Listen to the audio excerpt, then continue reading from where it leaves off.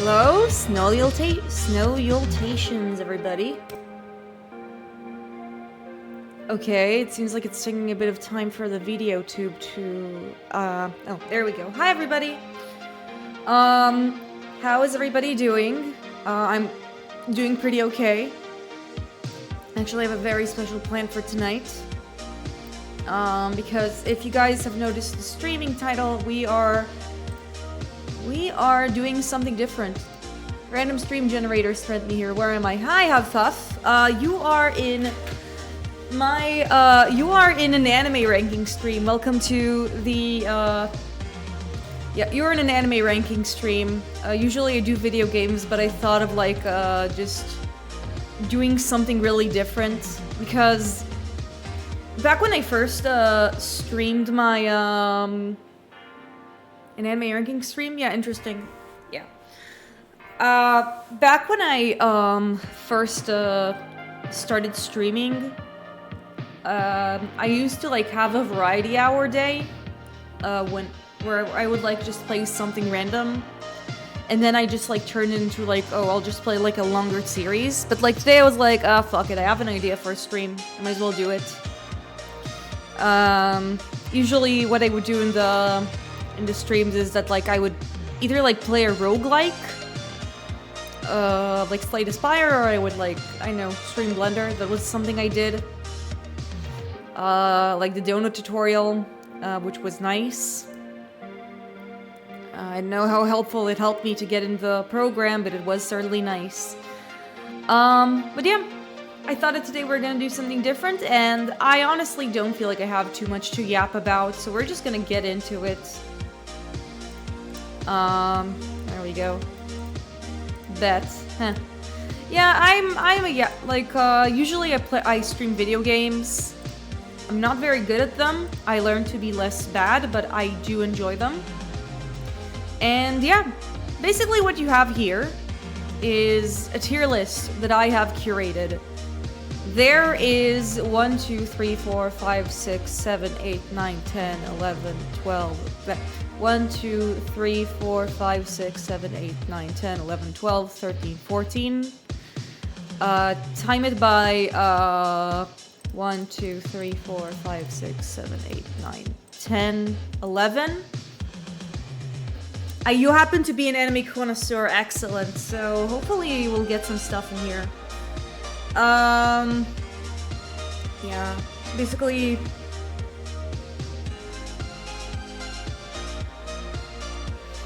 I also consider myself an anime connoisseur.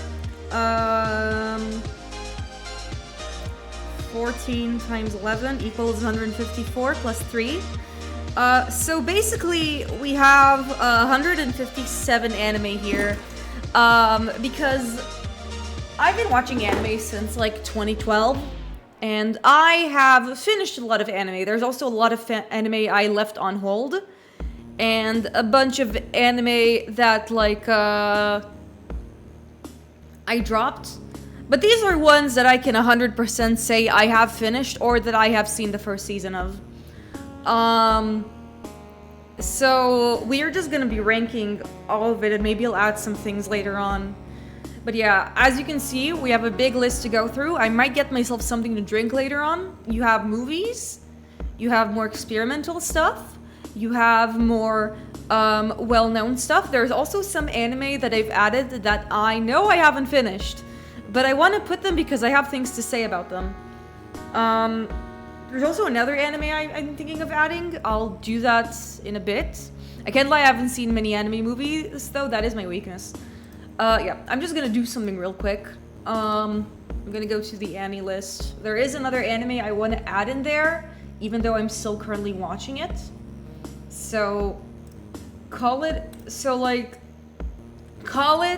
a cheat. A ruse, if you will. But there is a certain anime I'm currently watching that I want to add, because I feel like it is still deserving of like being in here. There is also a lot of shows that I've only seen like the first season of, and I haven't seen like the first one, and I am all here so you guys will roast me for it, because I am really bad at watching anime. I have seen a lot of anime. I am really bad at watching anime. If you want to know why, well, it's simply because I am really bad at finishing anime. I have a really nasty habit of like starting a different anime, getting bored, and like jumping to something else. That is like an absolute Achilles. That's my anime Achilles heel. I just keep doing it. So I have a lot of anime that are just like in fucking purgatory. You know, like Nana? Nana is in my... Like, if we want to look at like my anime purgatory, just to name some anime that have been stuck in there, and then like we'll start like going into like the yapping. I'm gonna talk about some of them, because there's a lot of anime I've put on hold.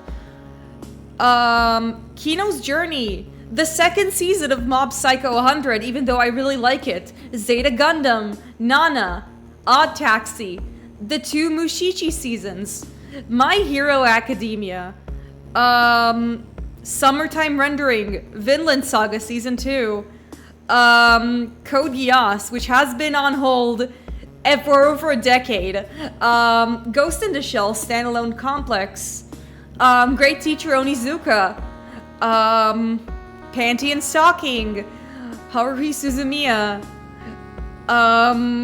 let's see, Haibane Renmei. Haibane Renmei is a 13 episode, oh yeah, Mushishi is very chill.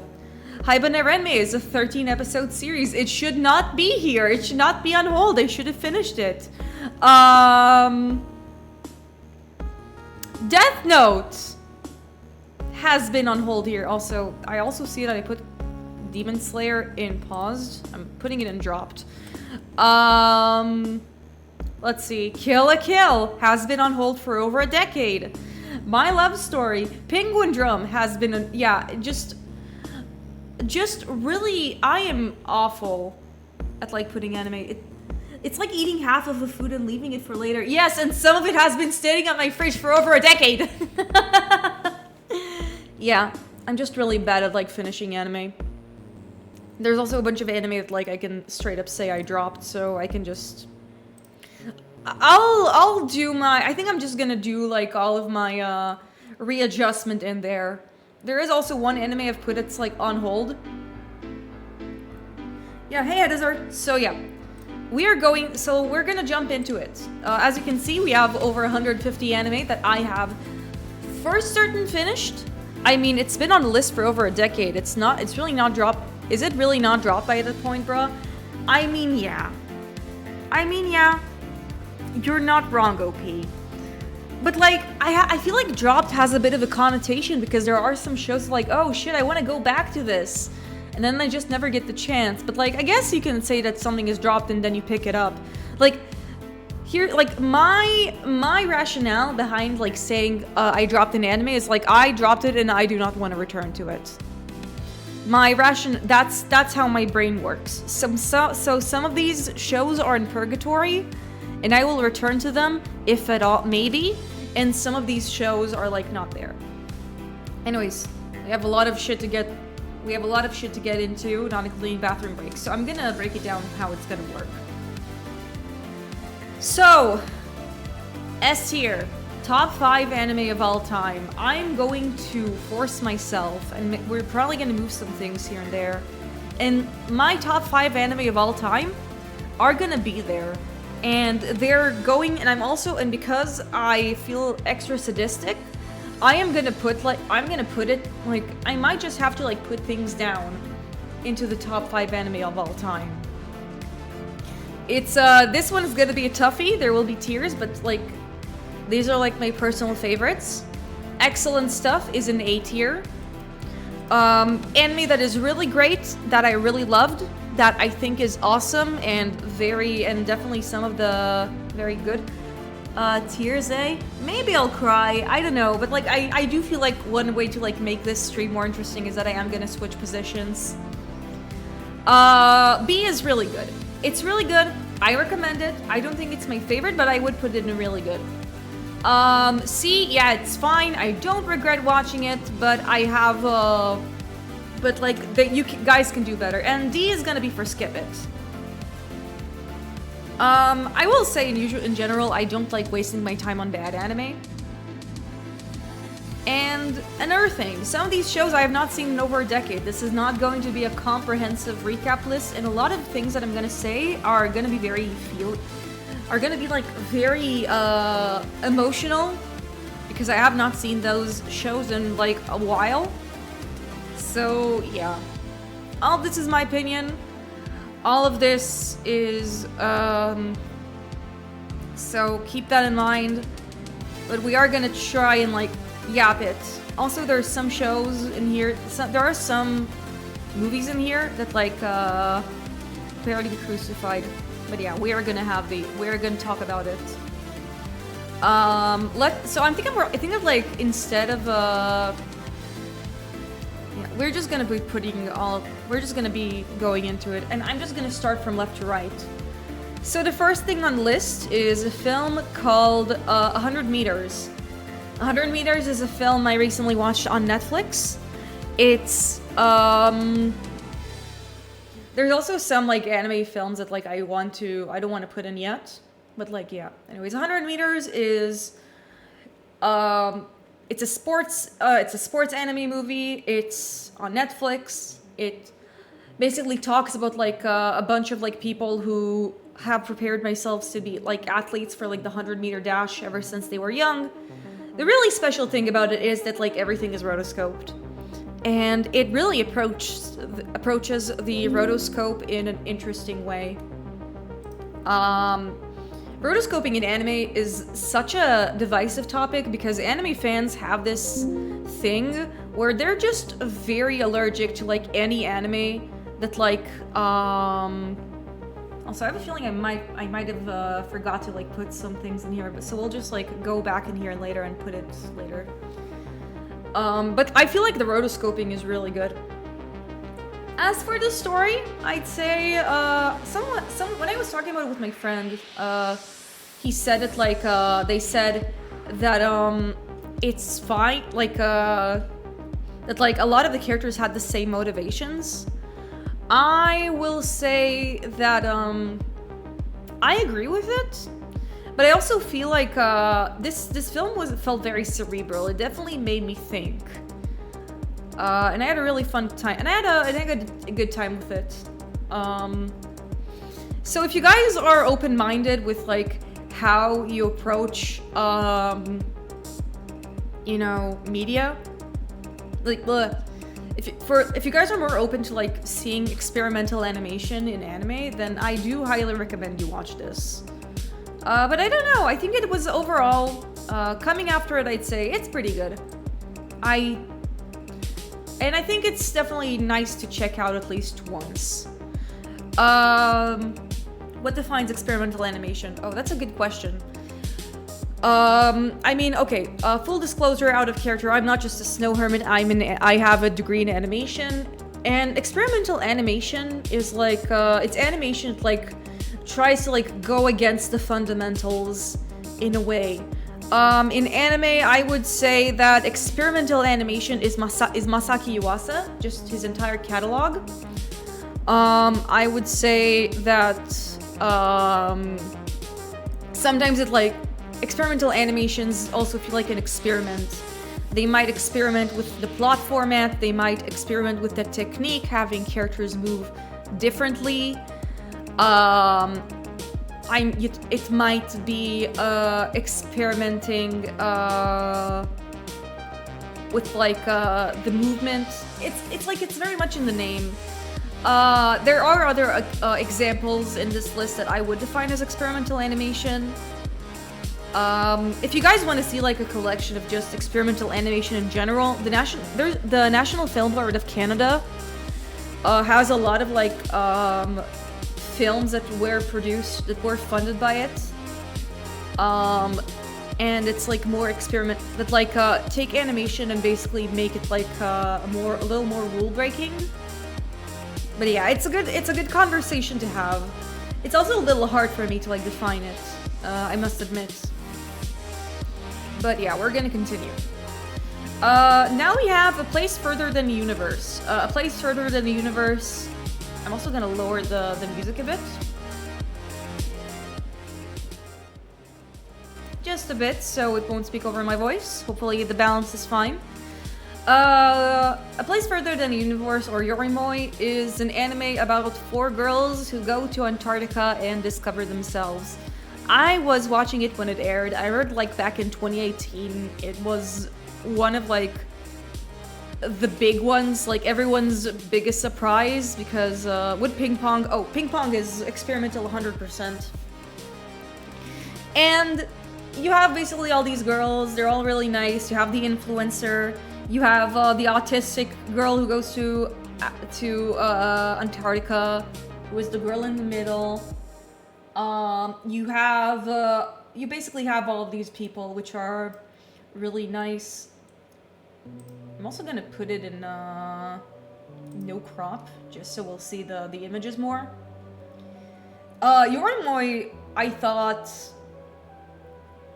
like in the time it really resonated with me. I thought like it also gets points for like being a feel-good anime that I have watched when I was like in a tough period of my life.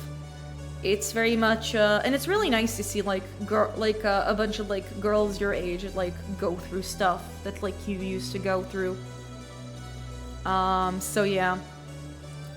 I think that, like, in retrospect, I don't know if I'd say, oh, it's amazing. I think, like, time has gone into instead of, like, yeah, it's really good. It's great, even.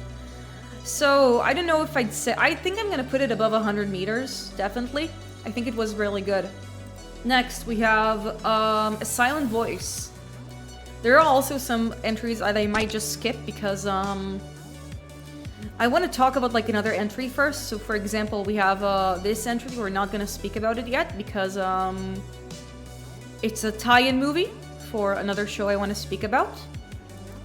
Revolutionary Girl Utena. So I'm just going to move it here.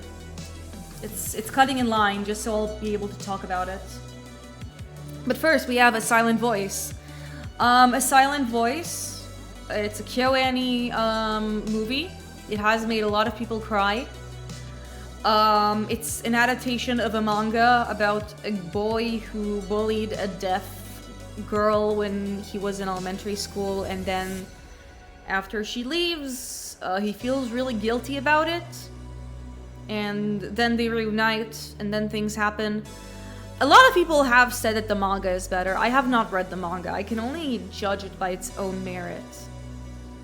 And I'd say that A Silent Voice is pretty good. But it has Ueno, who is an absolutely shitty person. Ueno is like the bully girl, and she fucking sucks. I saw people, I remember people simping for Ueno and making gift sets for like one of the worst, ableist pieces of shit in anime industry. And I don't know, I thought the film was nice. I thought that, like, the direction and the animation is excellent. Naoko Yamada is definitely one of, like, the most prolific animation directors that, like, I really respect. Because she did a lot of really good stuff for Kyoto Animation, and then she left. She has a bunch of shows I really want to watch. She actually directed the newest adaptation of Anne of the Green Gables, which is one of my favorite books of all time. I have a personal beef with that Glasses girl. Which Glasses girl from A Silent Voice? I don't remember her. I'm gonna look at like characters from A Silent Voice and see if I know what you're talking about.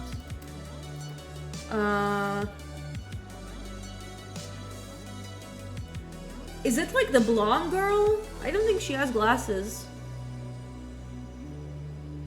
Which Glasses girl? Yeah, I don't remember her. What did she do? What are we canceling Glasses girl over? But yeah, I feel like there is some stuff that has like stuck with me the first act. Mickey? Yeah, but like I'd say that like my personal beef is with Ueno. I feel like Ueno is an absolutely awful person, and if this is like your best girl, I do judge you, and I think you're committing crimes. Kidding. Like I am not listening, and I am judging.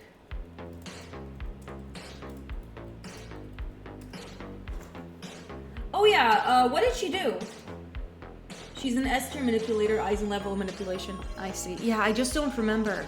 I just don't remember her. That's the issue. It's been like over a decade since it's been like almost a decade since I last seen A Silent Voice. Man, so you kick a few orphans in wheelchairs and all of a sudden everyone gives you glares.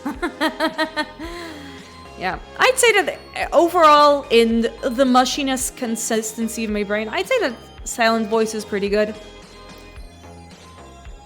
I think I would put it a little over 100 meters. Solely because I feel like some of its imagery stuck with me like over a decade. So it is going there. And now we have our new contender for top 5 anime of all time, which is Revolutionary Girl Utena. Revolutionary Girl Utena is a show I have not seen since high school, and I know I should rewatch it. I am really, like, again, we have both established that I have a really bad watching habits, period. Exclamation point. But Utena fucking stuck with me. Utena is a show that, like, even though I've seen it in high school, and, even though I have seen it in high school, and, there's a lot of, like, a bunch of, like, the symbolism and just the absurdism that just went over my head. There's no way you're putting an anime you put in Purgatory on top of all time. I have finished Utena! I have finished Utena! No, I'm not putting an anime...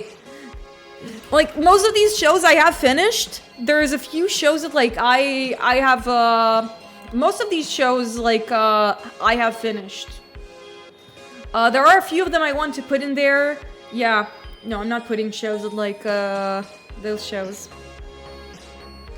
Utena has, like, characters that really stick with you. I feel like one of the biggest strengths of Utena is that, like, even if you don't understand everything that's going on, it still manages to, like, pass a lot of the feelings into you. And I really want to rewatch Utena. I'm older. I have better media literacy skills. I wanna see what I can get from the second time. I've only seen this show once. But I still really like these characters. I really like how Utena fights. Like, even though Utena just keeps fighting, and, like, her relationship with Auntie, like, keeps, like, having her armor removed. She's a really good character. I like how Auntie, like, is a victim, but despite this, like, she is, like, treated as the evil of all worlds, and how she kind of leans into it because that's all she knows. I love the ending.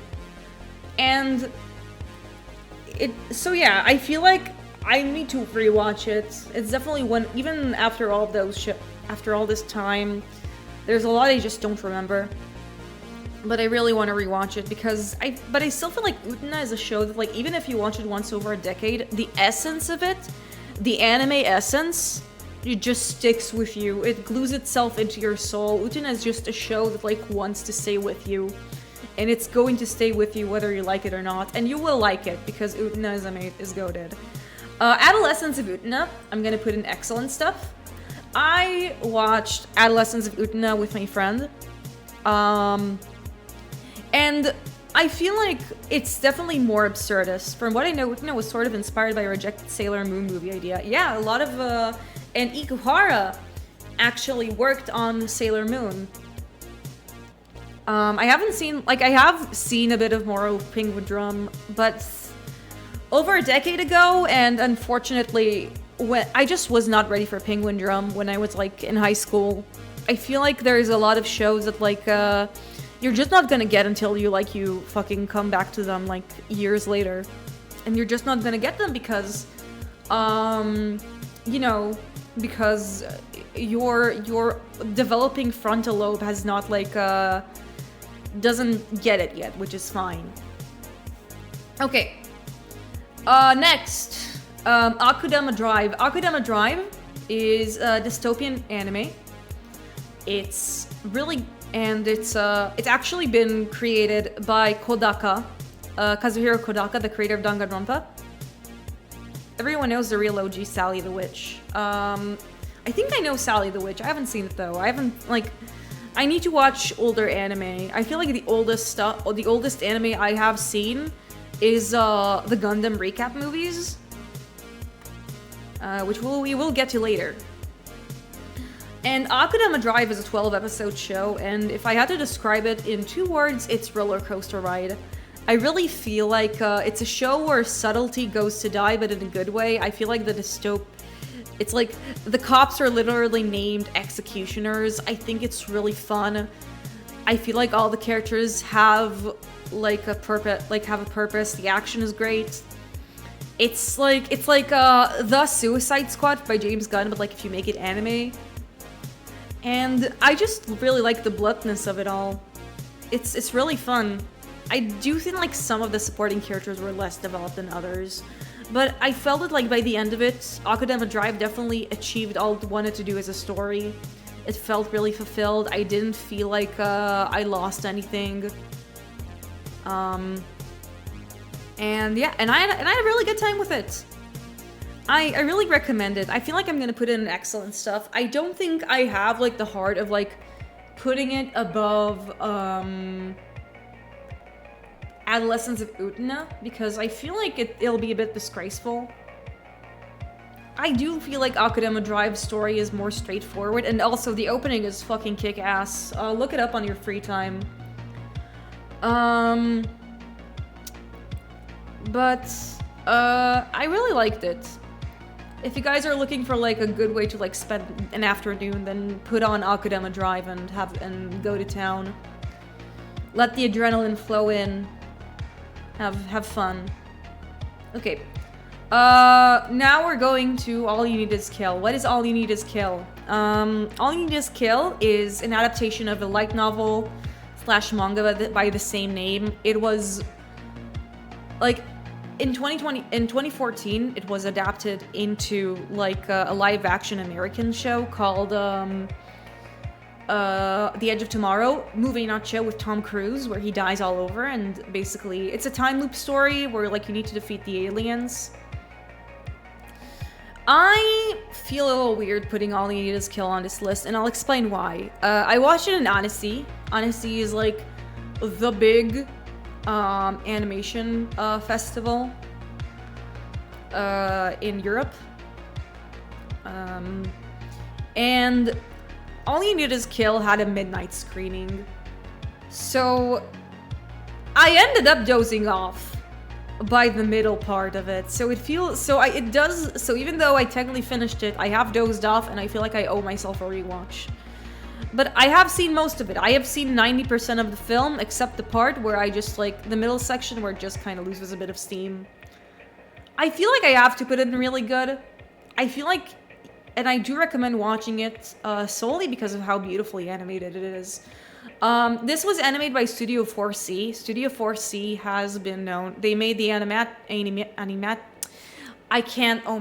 Animatrix. They made a bunch of, they made Genius Party. I thought the novel that inspired, this was the novel that inspired Edge of Tomorrow. It does feel like it's also about, like, letting people in. I thought it was nice. I do want to rewatch it just to, like, get a better understanding of it, but it just has some of the best 3D animation I have seen in anime, like, in general. Like, for a movie production, it does a lot of really cool stuff. The production design is amazing. But again, I feel like I have to put it in, like, below 100 meters. It's really good. Like, it's really good even though it's for the animation, but I don't know how much it stuck with me. Okay. Next. An anime, a certified, Cry Party classic, Anohana, The Flower We Saw That Day. Anohana, The Flower We Saw That Day is, again, a show I have seen when I was in middle school, and I watched it because, like, I was really in the trenches of, like, the anime reviewer community back then. I had a very parasocial relationship, so, like, Giga, Glass Reflection, the works, and Anohana was like one of those shows that, like, people say, oh, you should watch it when you have a good cry. And I did indeed get emotional. It definitely was one of those shows. I remember liking the ginger kid. I feel like the opening and ending are very well done, but I do feel like because and it's also with grief. About, like, losing a friend too late, and then, like, you have the ghost kid, Menma, who just haunts, like, one of the friends, but not everyone else. I know that, like, I remember people took some issue with it. And it's a little hard for me. I feel like I have to put it in really good. I feel like the opening and ending had a bit of more resonance with me than everything else. And I have technically finished it. I remember the ending has done its job of, like, making a bunch of characters cry, so you cry alongside them. So, yeah. I'm gonna put it in really good, but below All You Need... Probably... above all, probably below all you need is kill. I feel like when it comes to my mind, it's a little, I remember like some of the emotional beats, but like because it's been so long since I last saw it, it's a little weird. It's a little weird to put it there. Yeah, and this is not like an objective list. This is a list of like how much I remember the anime and how much of an impact it had on me as a person. We're mostly right-braining here. But this anime I have seen recently, and I do really like it, even though I haven't seen the first season. Like, no, I've seen the first season, and with the second season, I've put on hold, even though I really like it. Again, it's not because of it, it's because I have bad watching habits. The Apothecary Diaries fucking slaps. I'm gonna have to put it above Akudama Drive, even. What is the Apothecary Diaries? Well, to say in 3 words, it's House for Weebs. To say it with more stuff. To say with more detail, I actually like it better than House. I'm currently watching House. I really like House, but one of the things that like degrades the TV show is that like it really relishes in its toxicity. Everyone's a shitty person, and like House is an objectively shitty person. He makes everyone around him very shitty. It is cool to see him solve the medical mysteries. But what I like about about like the Apothecary Diaries, is that like it's like a lot of Mao's conclusions also tend to like be very rational, like very logical. Hey, who threw a tomato on me? You did. And Mama was just like one of the best female characters I've seen in general. I feel like Mao is, yeah, it was a tomato approval. Nice. Mama is just one of the best female characters in anime, period. And I have seen anime for over like 10 years. I love just, she is antisocial, but like without veering into moe territory. And I like moe. I'm not like one of those Puritans that like says, "Oh, moe fucking sucks." No. I vibe with moe. We'll go to one of like the shows later on in here. I hope it's here. If not, then I'll add it later. I don't know. I think that Bocchi the Rock is in here. Sorry for the spoilers, but if not, then I'm gonna add it later.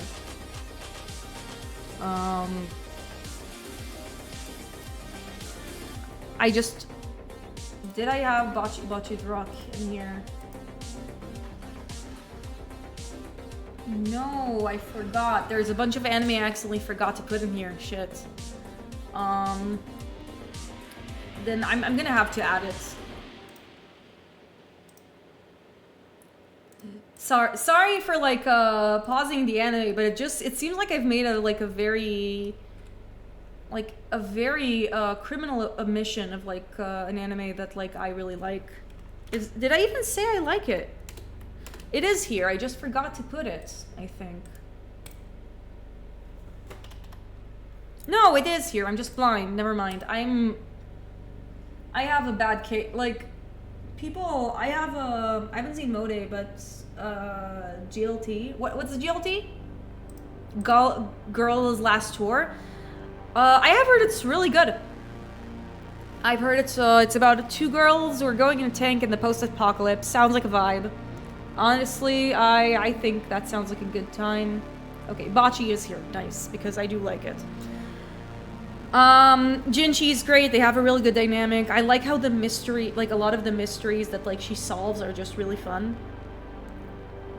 And also just like very straightforward. There is the way that like they have like the courtesans is really nice. It's a vibe. I'd compare it to Mushishi in terms of a vibe, but the setting is also adds to the intrigue. It's on the list. It's one of those shows that I remember watching but like not getting around to. Next, we have Attack on Titan and the 2nd season. I will get to why I decide to put them separately. And my hot take about Attack on Titan is that like it's fine. I have seen Attack on Titan the 1st season around 2013, 2014, and I have seen the 2nd season around 2017. And I dropped it around like 20, and I dropped it like halfway through season 2. No, season 3. Season 2 isn't here. And there's a few reasons for why I dropped it. Reason 1 is the discourse. Attack on Titans is just one of those shows where like the discourse just becomes very powerful that like it just really like threw me off. I just felt like I lost so much interest. Like I do feel like it kind of scared me off. Season 3 is considered to be peak, I feel, and I will also explain why. Because I was watching it with my friend and we just never continued it. But like there's this this scene that like people have been hyping up, like, oh look at how much a story is to go, and then I got to it and I just kind of felt nothing. The music in Attack on Titan is excellent though. Hiroyuki Sawano never misses. He is very much well known for not missing. And yeah, I just feel like the music is great. I just don't want to, but like there's just a lot of, and another thing I don't like about this show, what tier is SpongeBob SquarePants? It's in top 5, it's in a tier above that isn't visible, and it's SpongeBob, it's in top tier. First 3 seasons at least. Anyways, what I want to say about like Attack on Titan is Eren is so insufferable. I fucking hate Eren, and I fucking hate Mikasa. I feel like Eren is just insufferable to be around, and I hate how Mikasa's entire character revolves around him. And there is, and like in season 2, I just feel like it's more interesting because they scope out to like other characters like Rainier and Ymir and Historia, but I just really fucking hate Eren and Mikasa. I just don't think they're that interesting. Can you zoom in like 25% because it's hard to recognize titles? Yeah, sure. Hopefully it's a little better now. No, it is not. Season 3 isn't here because I dropped it. And so yeah, I just don't have the urge to like continue the show. It's just not my thing. And like it was my thing when I was in middle school, but like I'm a grown-ass woman and it's not my thing anymore. What is an S tier? Revolutionary Girl Utena. I can make it even big. I think I'm just gonna have it like be 170 so you can really see all the titles. Now it's better. And now we're going to continue. Okay, next anime that we're putting, and this one, you don't know it. I highly recommend you watch Utena. One of the things that I wanna like say about Utena is that don't come into it and embrace the madness. Utena is a very surreal and absurdist show, but like it has a lot of heart and great characters and just a good vibe. But like embrace the weird and don't expect to understand everything right away. It's fine. I'd say it does evolve into a more interesting commentary on the human condition later on, but season 1 yeah. And I bet that stuff is interesting. I just feel like I have other shows I prefer to watch. And next. Yeah, all of it is over the top, but some of it can be really subtle. There's a show right now called Journal with Witch, which is great, and it's very subtle. Anyways, next one, Baccano. I am putting Baccano in top 5 anime of all time. I feel like... And Baccano, again, is a show I haven't seen in a decade, but the staying power Baccano has had with me is pretty crazy. Baccano, I just feel like Baccano has one of the best character duos of all time, Isaac and Miria. I love the music. I just feel like it's a lot of fun. If I will have to knock something about it, is that I feel like the show is like made from like 3 plot lines, and maybe that kind of knocks it into like excellent stuff. And not instead of top 5 anime of all time, but for now it's in here because of like the staying power it had with me, because it's just really fun and compelling. But I feel like the Dallas plotline it's just not as interesting as like the train plotline and the mafia plotline. The way Bacchanal works, for those who don't know, is that like it's a non-chronological story that like bounces from like plotline to plotline, and it begins from the ending. It really plays with like story structure.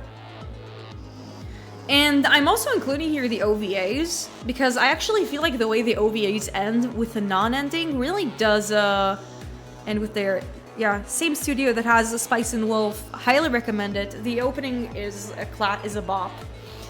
And, you know, it's definitely one of those shows I want to return to, but, like, I do really like it. I feel like for the staying power it had with me, definitely deserves to be there.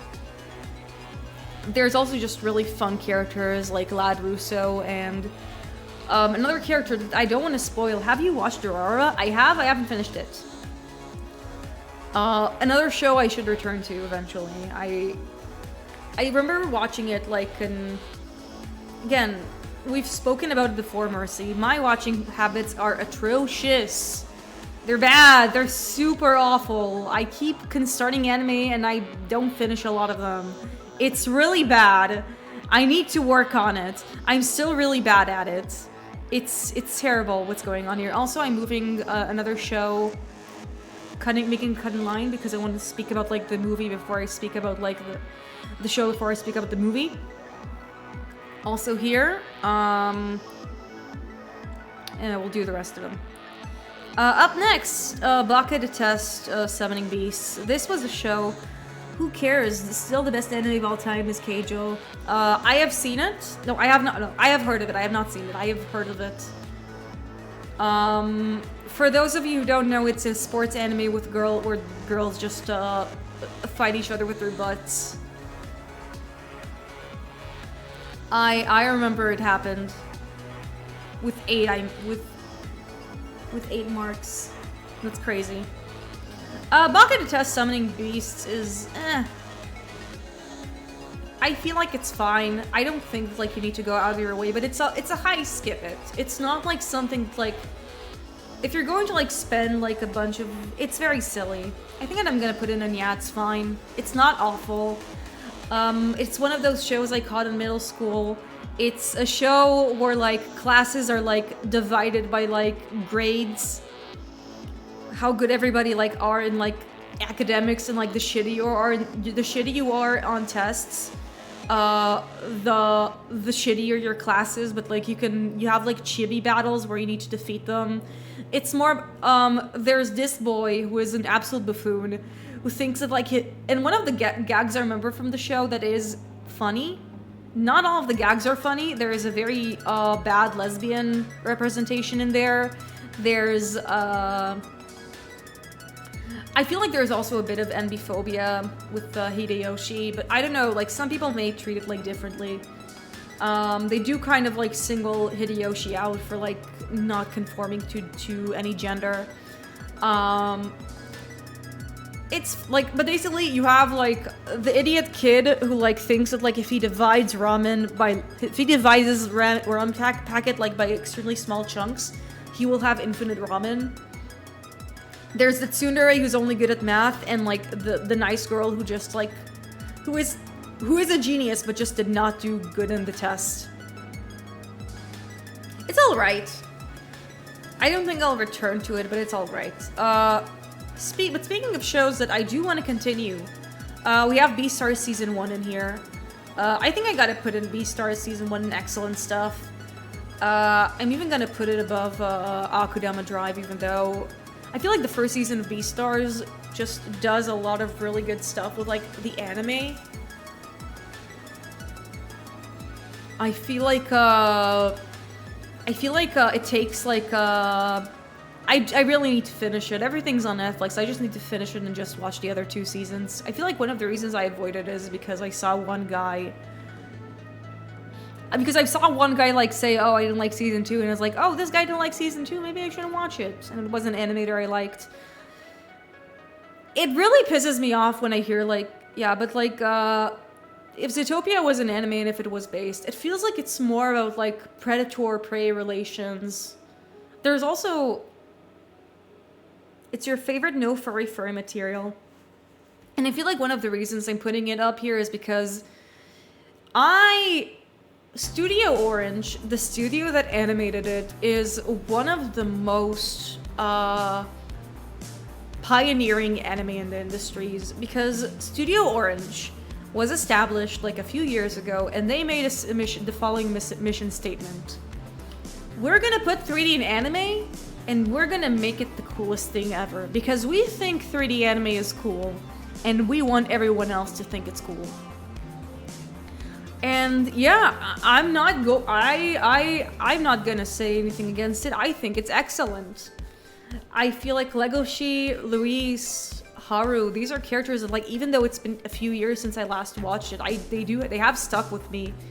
And like their dynamics and like eat to be eaten or be eaten, how Haru like manages her body. It's all fun and games till Berserk 2016 comes up. I haven't seen it. But like speaking of Berserk, I love how Studio Orange made La Neve Lustrous looks. Yeah, we're gonna talk about it.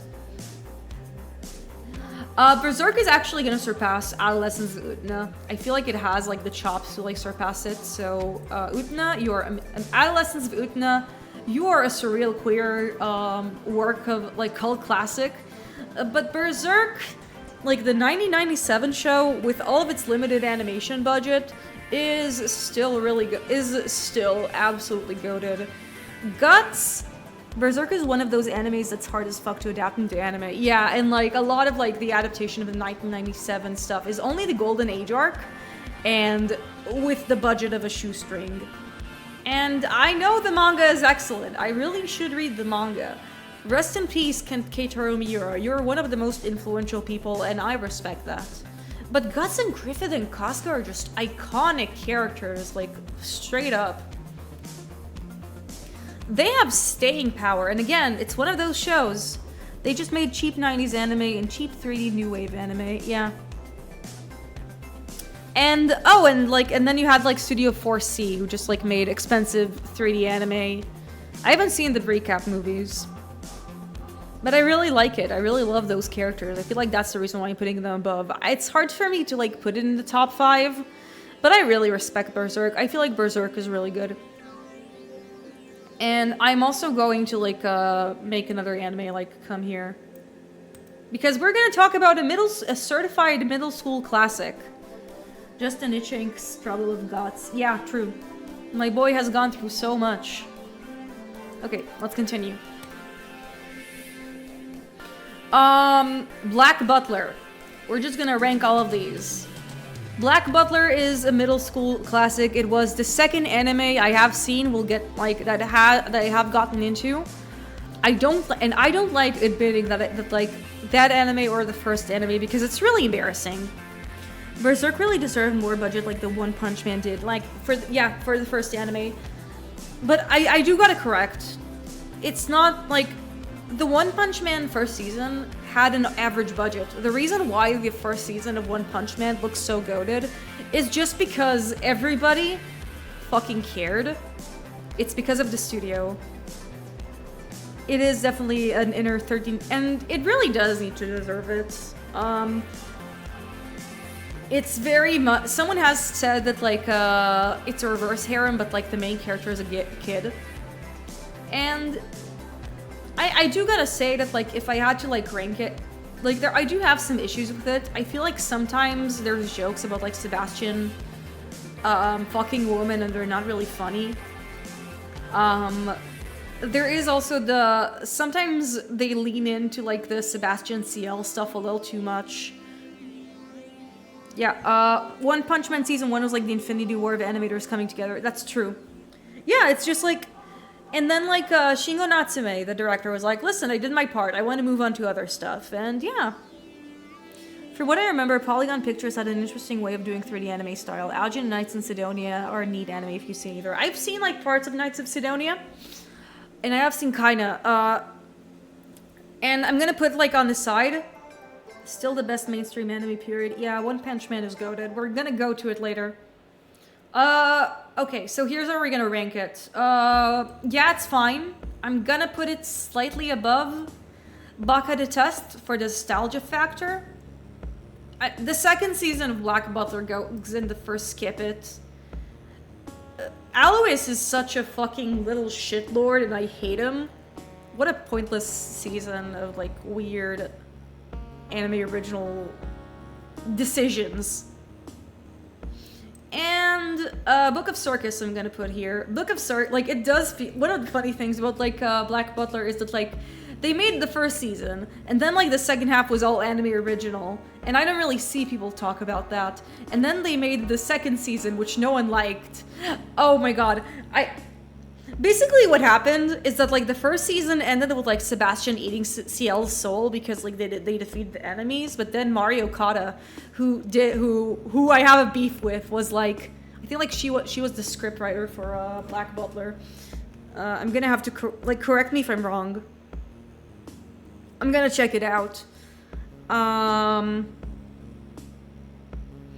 But basically they were like, that AY1 Pictures were like, you know, let's make another season. And what happened is that like, in the first season, like you have a cop in it, like this season is going to be about like shit-stain Alois and his boring butler Claude. And then Sebastian shows up halfway and then it turns out that like Ciel's soul was never devoured, he's still around, and it's just really stupid. It's a really stupid show. Really, really stupid show. And it's not like the first season, it's not like the original show was like anything amazing. But it's like, I gotta respect it for like being a middle school, like a certified middle school classic. Who is this? Yeah, it is Okada Mario Kata. We'll come back to you, Mario Kata. You may have written Anohana, which is critically acclaimed, but I have beef with you, Mario Kata. It definitely is one of the anime of all time. I also gotta say, a lot of like, I feel like Grell, like the treatment of, I have Vietnam flashbacks from the Black Butler and the fandom of another fandom down the line. And it's also one of the reasons why I'm very paranoid about the Fujoshi Renaissance, because the Fujoshis of the early 2010s were really homophobic and really transphobic. And I feel like, and I have seen it, and I have took part of it, and I don't like it. Okay. So, yeah. Book of Circus basically was an apology letter from A1 Pictures for like, I'm sorry we made season 2. I'm so sorry. Okay, next, Black Lagoon. Black Lagoon is excellent stuff. I'm gonna have to put it above Akudama Drive even. Black Lagoon is really good. Black Lagoon made me thinking about smoking girls are hot as fuck. Yeah, true. But Black Lagoon is a really cool show because because you feel like it's going to be like this wish-fulfilling action show for like a Japanese salaryman, and then you go into it and it's fucking depressing, and it's about like a bunch of like really, and it's just really depressing political stuff. There is a point to be made about like, and there is definitely like camp action stuff and like fucking like saying the F word every 3 lines, but it's also about like a bunch of like people who are just absolutely have lost any sense of humanity. Which is, it's crazy. There is a point to be made about how like the show, despite like having a very diverse cast, don't have any South Asian representation, even though like it takes place in Roanapur, which is near Thailand, if I remember correctly. And I feel like that is a valid criticism. I still really like the show. I still think about it because I actually ended up rewatching it.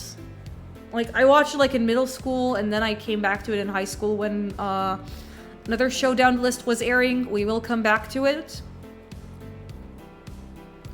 And I just remember really liking it.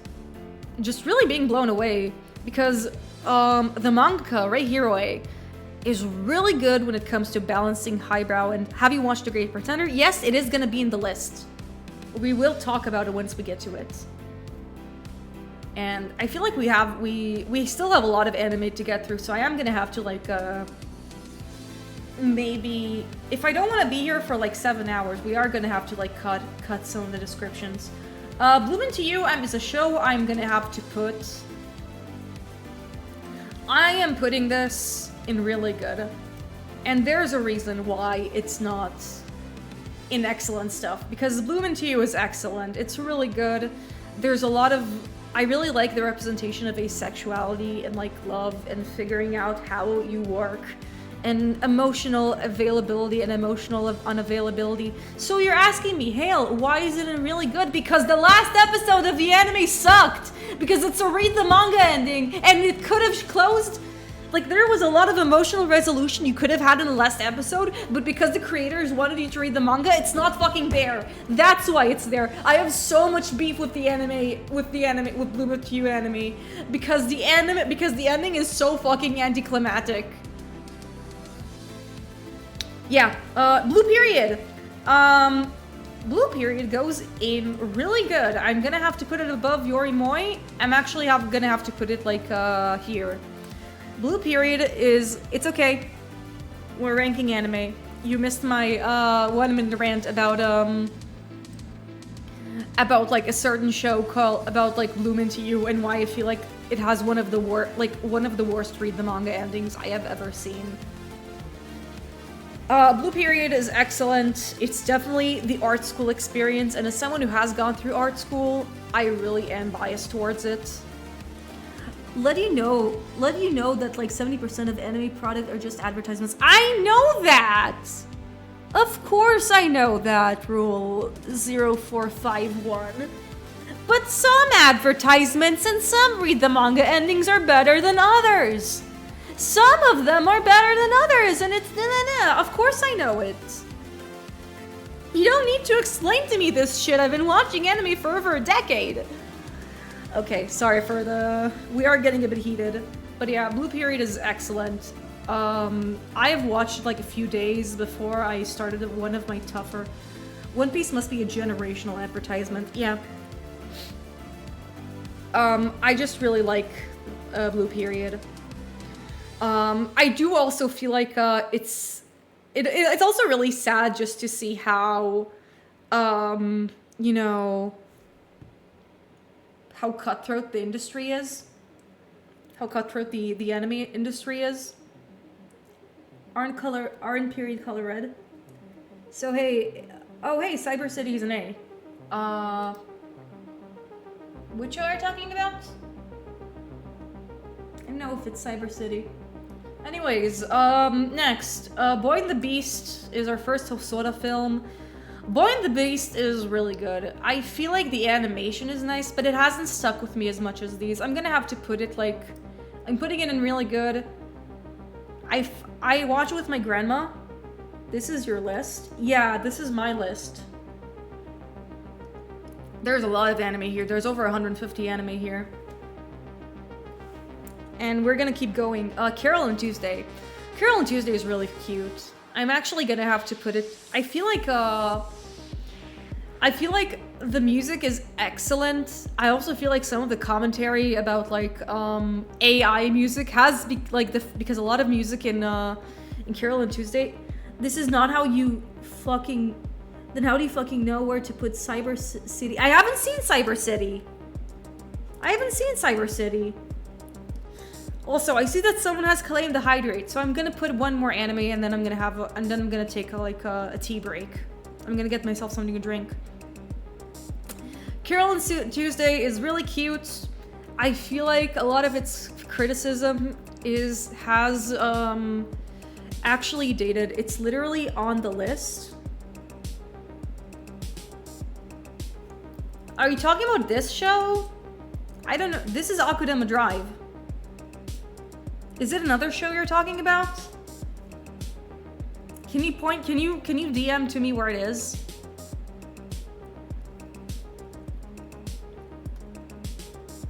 Okay, wait. Anyways, I'm gonna have to put Carol and Tuesday. I'm gonna put it slightly above, a place further than the universe.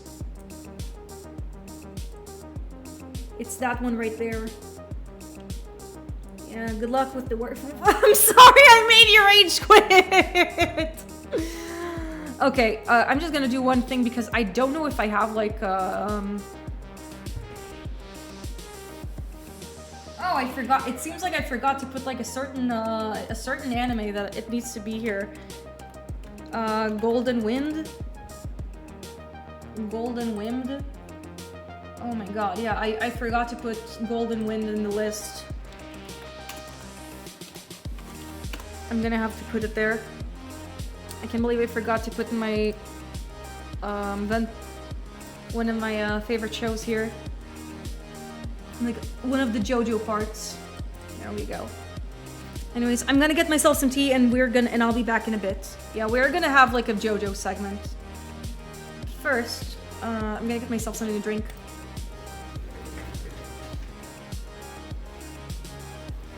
Yeah, I am rating each part separately.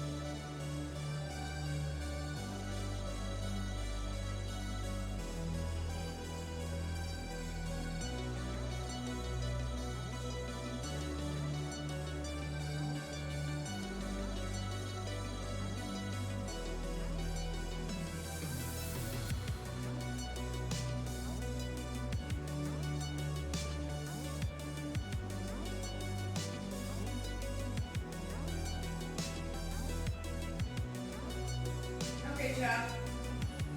I got myself my drinky and I'm back. Let's continue yapping about anime.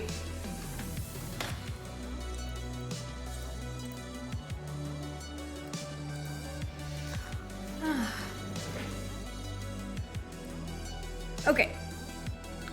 Castle in the Sky is excellent stuff, and I'm actually putting it above Adolescence of Nah.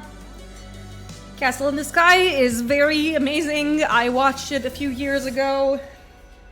It's just an amazing, amazing film. The characters are fun. The whimsy is great. I really like. I actually watched it like when I was in art school. I had an idea for like a specific movie that like I ended up not making, but I might make it someday. About like a machine, like a robot stranded in the desert that like was after the war. And one of the references I had was Castle in the Sky, and Iron Giant too. And I haven't seen these films before, and I love them dearly. Castle in the Sky just like has. I also really like how Castle in the Sky shows like camaraderie. So yeah. Easy, excellent stuff. Not top 5 anime of all time, but it's definitely excellent. And next, we have Chainsaw Man. Chainsaw Man is a show. Oh my god. My cat is stabbing me. You are stabbing me! My cat is just stabbing me. What do you want?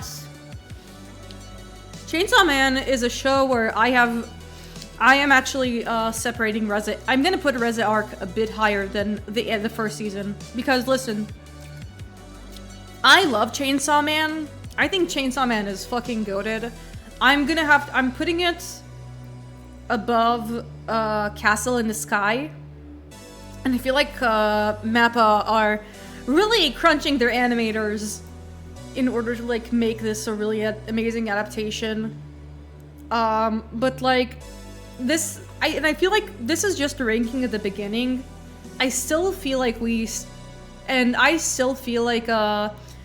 haven't even reached like the peak of it. Animators, crunchy snack, yeah, indeed. But I just feel like it's still a really good adaptation, but like the arcs really are interested. Reza arc, on the other hand, is a 10 out of 10 movie, and I'm actually putting it above Berserk. The Reza arc animation, like the Reza arc movie, is an amazing adaptation. It did everything perfectly. The animation was excellent. The understanding of the source material was immaculate.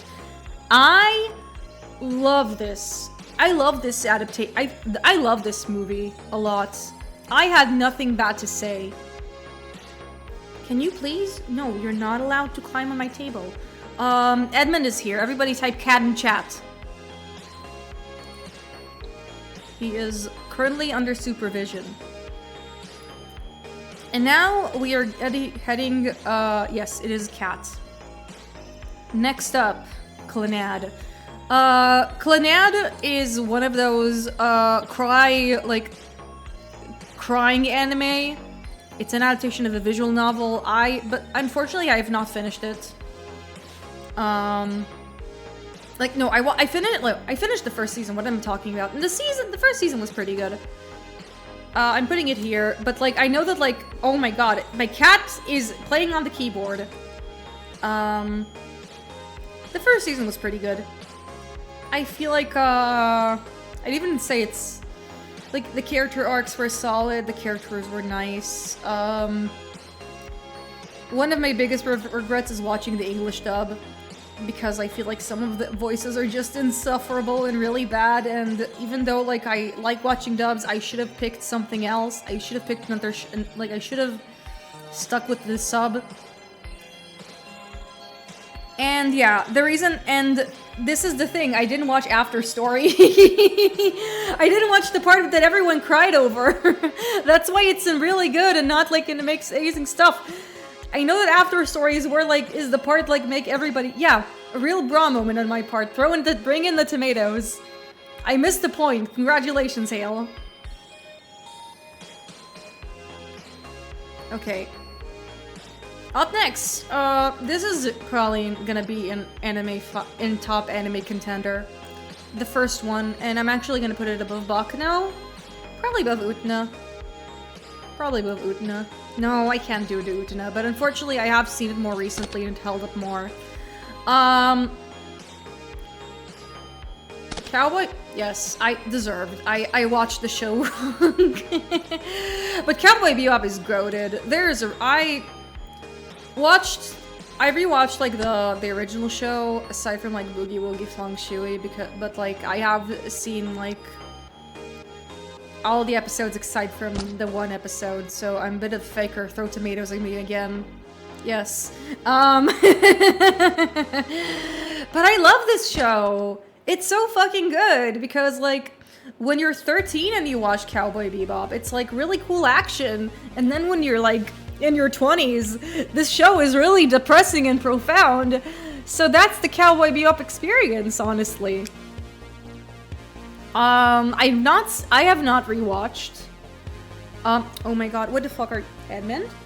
Are you climbing on the computer? Are you climbing on the computer? You're not allowed to climb on the computer. If you will climb on the computer, I will kick you out of my room.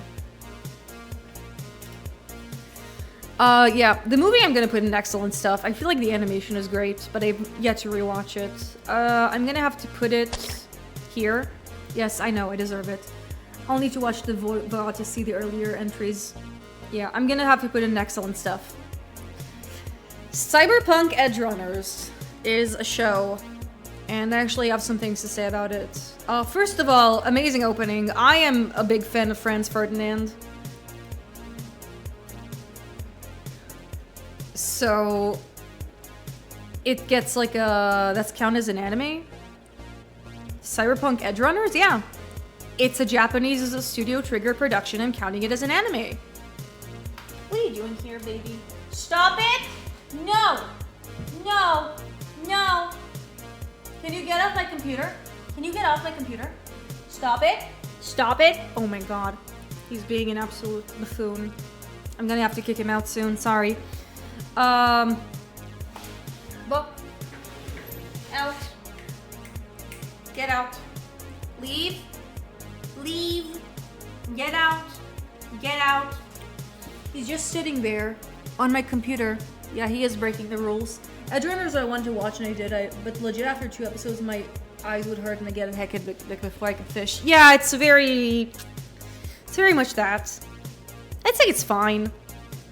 I feel like the more it resonated with me, the less I resonated with it. I actually watched a video about it that I kind of agreed about. That like the treatment of like the female characters was pretty subpar, and that like the show is pretty shallow. I don't agree. I haven't finished it because eventually like the creator like said some stuff that like irked me. Specifically, I don't like it when as an animator, I have a pet peeve when like people like shit talk animators on choices that like the directors or the production are doing. She also said, oh, they didn't bother to like make more seasons of it because they didn't care. Okay, but have you considered budget? Have you considered like maybe they didn't have enough budget for a second season? Have you considered that? So like, I agreed with like their point about like the YouTuber's point about like the treatment of women in the show, which is and objectification, which is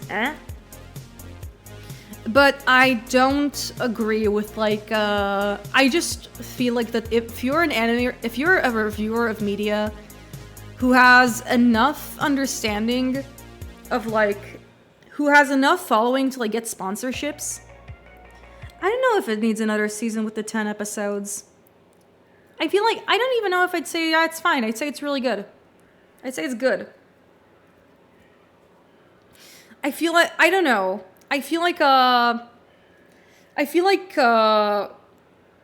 also fuck Lucy, I guess. I feel like I feel like I see why the YouTuber complained like Lucy was treated as more of an object, and like there's only the Netrunner females were like going around.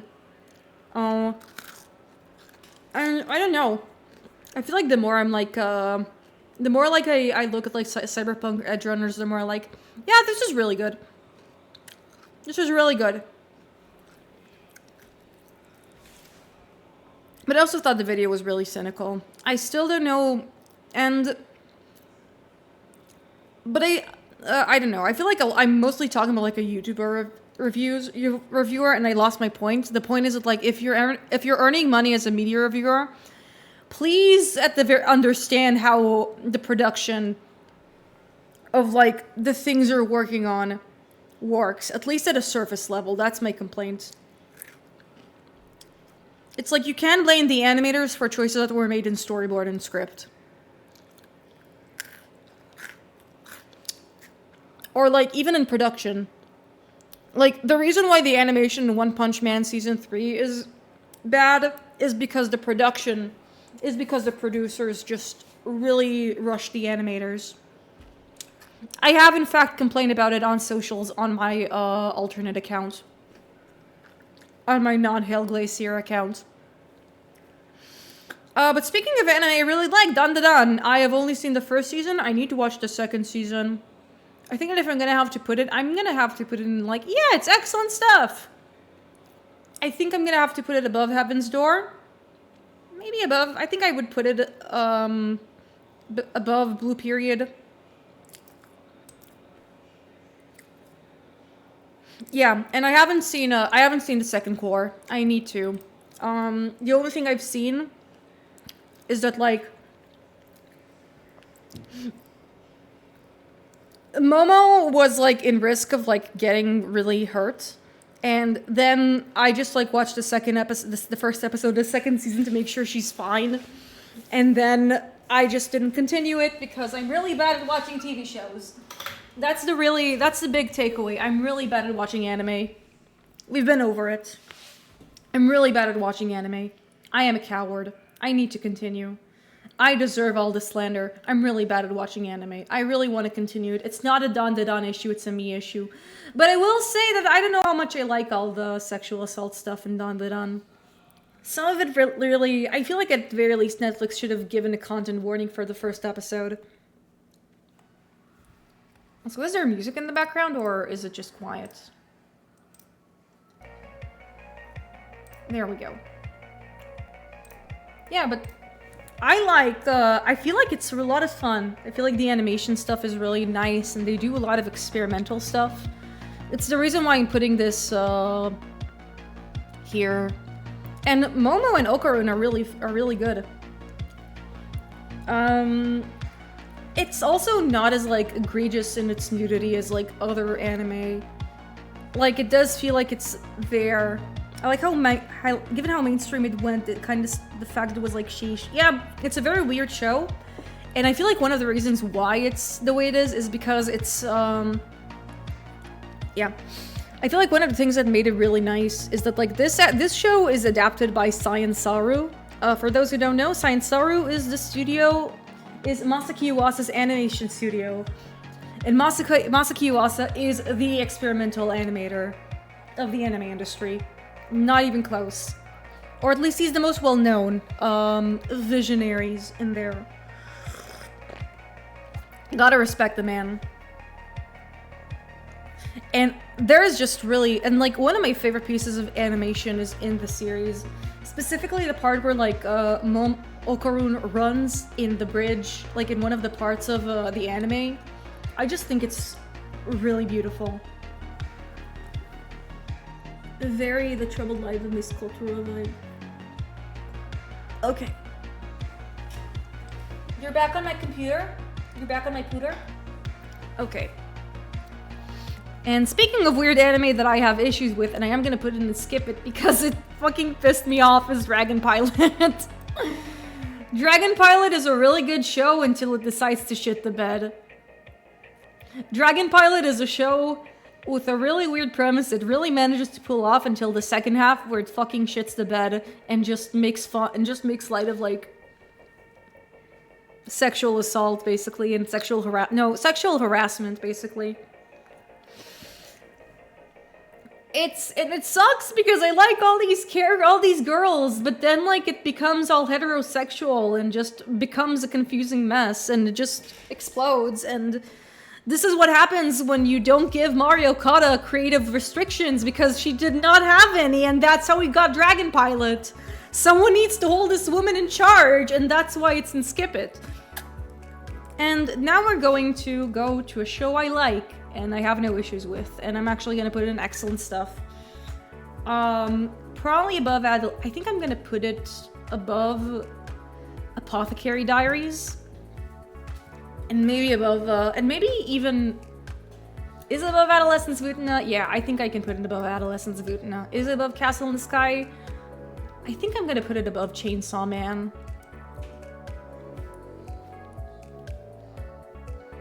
Yeah, this is like choosing between my children. I mean, you hold her in check. I'm pretty sure she was in charge. Yeah, of Dragon Pilot. This is why she needs to be held in check when she's writing her scripts, because if she's not, she has really bad ideas. And then you need to tell Mario Kata, no, Mari, this is not a good idea. Stop it. Anyways, Dungeon Meshi is really good, guys. It's a really amazing, like, it's a wonderful, I mean, the source material is already strong from what I read of it, but like, it's so good. The adaptation is so fun. I remember watching it weekly with my friend with Explode Things, and we had a wonderful time. The music is excellent. They also just do, and Dungeon Meshi is also a really fun story that like manages to like be whimsical and horrifying at the same time. It's pretty fun. Yeah, I highly recommend you watch the rest of it. Laios, Marcial, Senshi, and Chilchuck, and Itsuzumi later down the line are all just really good characters. It's so fun. It's such good world building. It's a lot of fun. I like it a lot.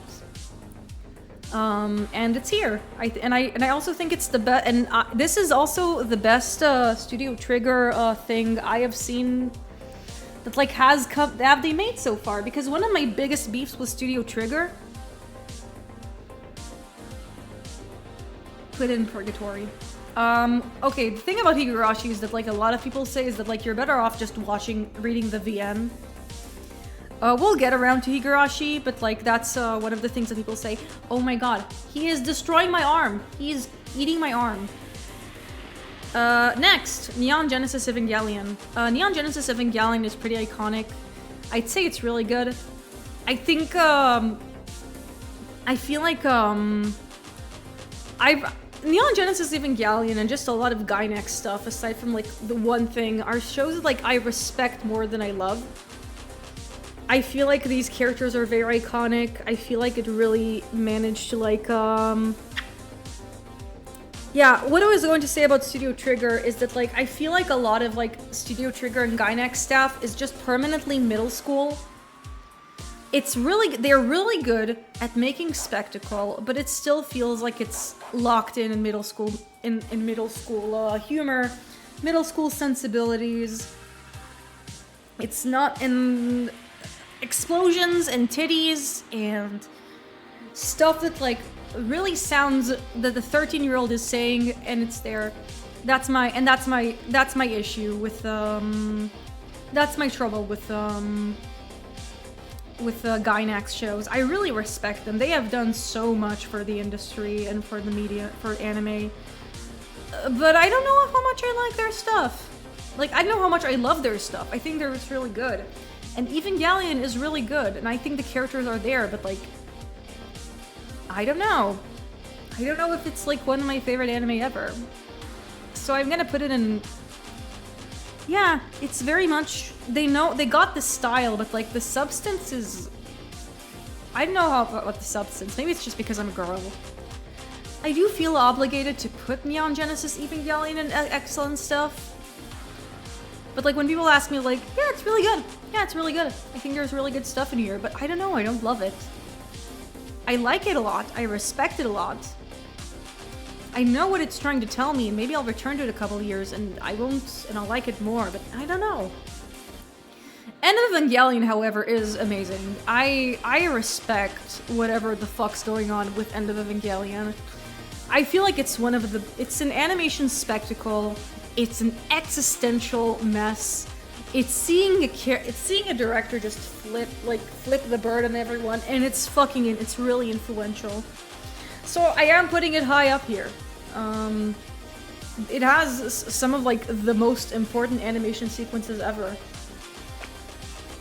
And I can't not respect it. Okay.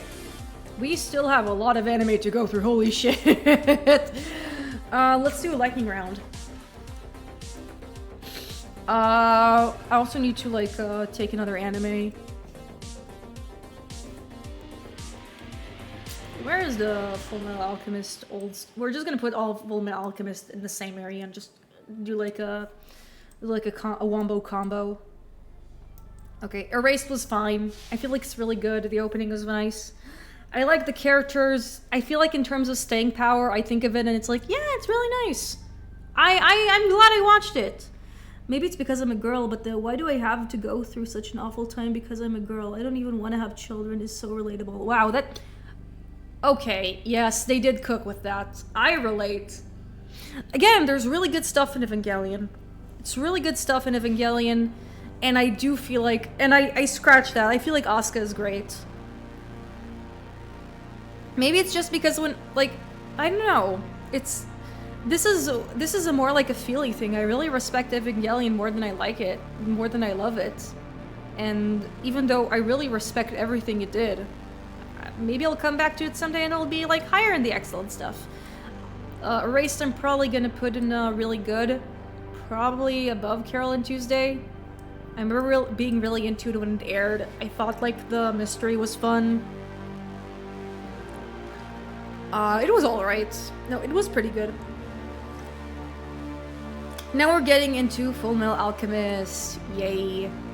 Full Metal Alchemist Brotherhood needs to like have its flowers and be in like the excellent stuff. Full Metal Alchemist Brotherhood is wonderful.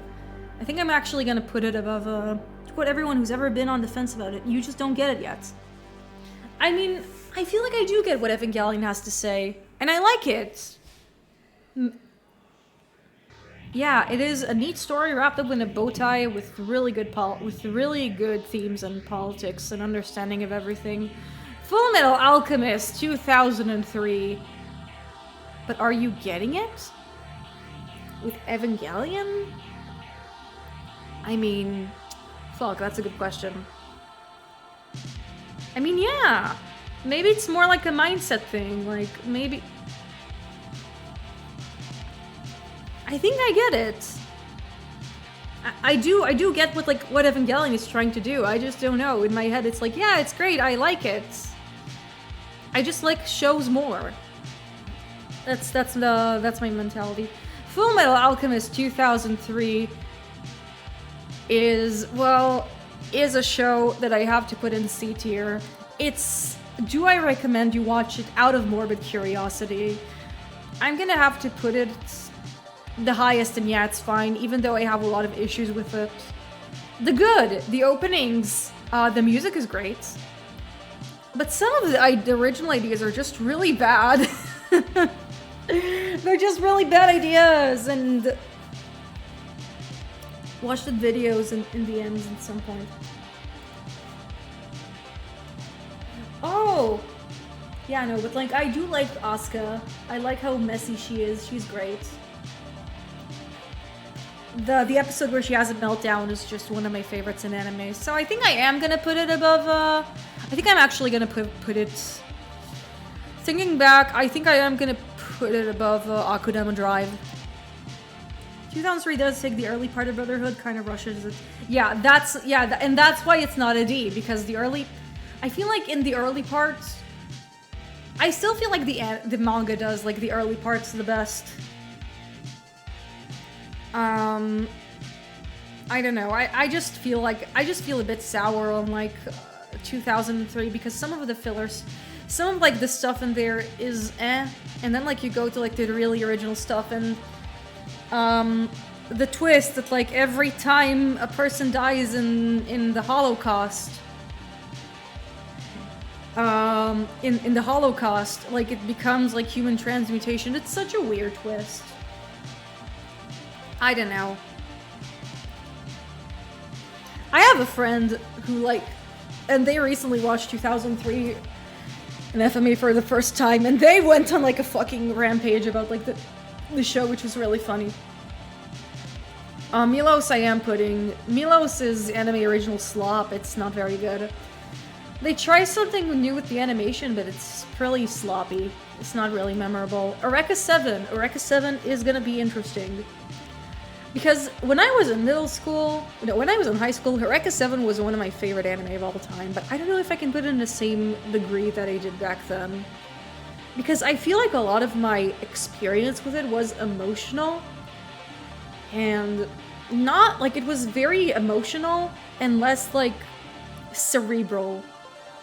I still really like a lot of it. I still feel like I had a good experience with it. But it's also a show I want to rewatch just to see if I feel the same about it as it did when I was 15. I really like what I had with it when I was 15, but it's a little weird. It's like, do I still like it as much as I did back then? I will give it, like, the show had a lot of heart, and I feel like one of the things I really like about it is just the character animation. It's just so good.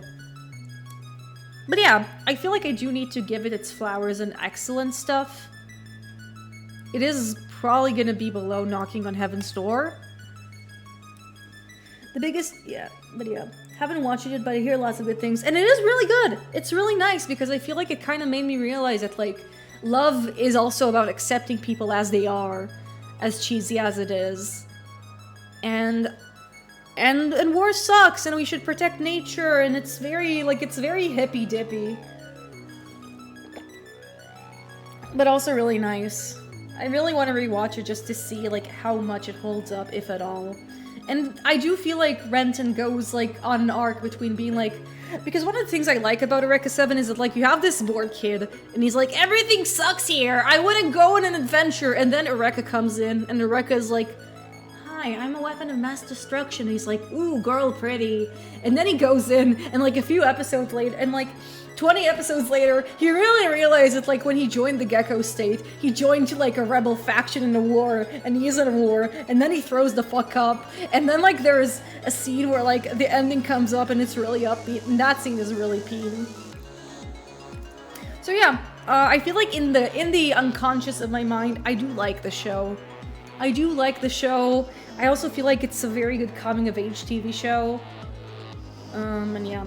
In excellent stuff, we have Freeren. Freeren I'm gonna be ranking really highly. I think I'm gonna put it here.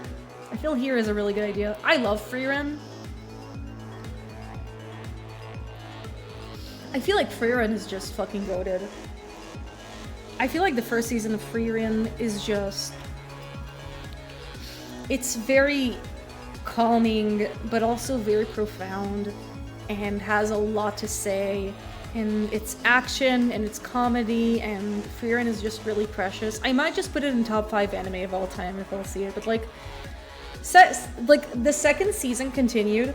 I love the manga, have yet to really watch the anime. The anime adaptation is really good. Not many shows tackle the idea of time for a perspective, it does. I did not mean to make it lewd. The original meme is not that. So yeah. Like, the second season of Freeren just began, and it's like, okay, it's back where we started, it's more of your favorite thing, and I'm like, okay, I will have my Freeren for breakfast every weekend until it's back. I just, these characters are really precious, it's a good time. I don't really take issue with a lot of the things it does. I take no issues with what it does. It's all good. It's all great. Anyways, now we're in Shinsekai Ori. Shinsekai Ori, I'm gonna have to put in excellent stuff. It's a really cool dystopia thing. I think I'm gonna have to put it near Evangelion. A lot of its concepts have still stuck with me. I also really like it for like being an exploration of like queerness.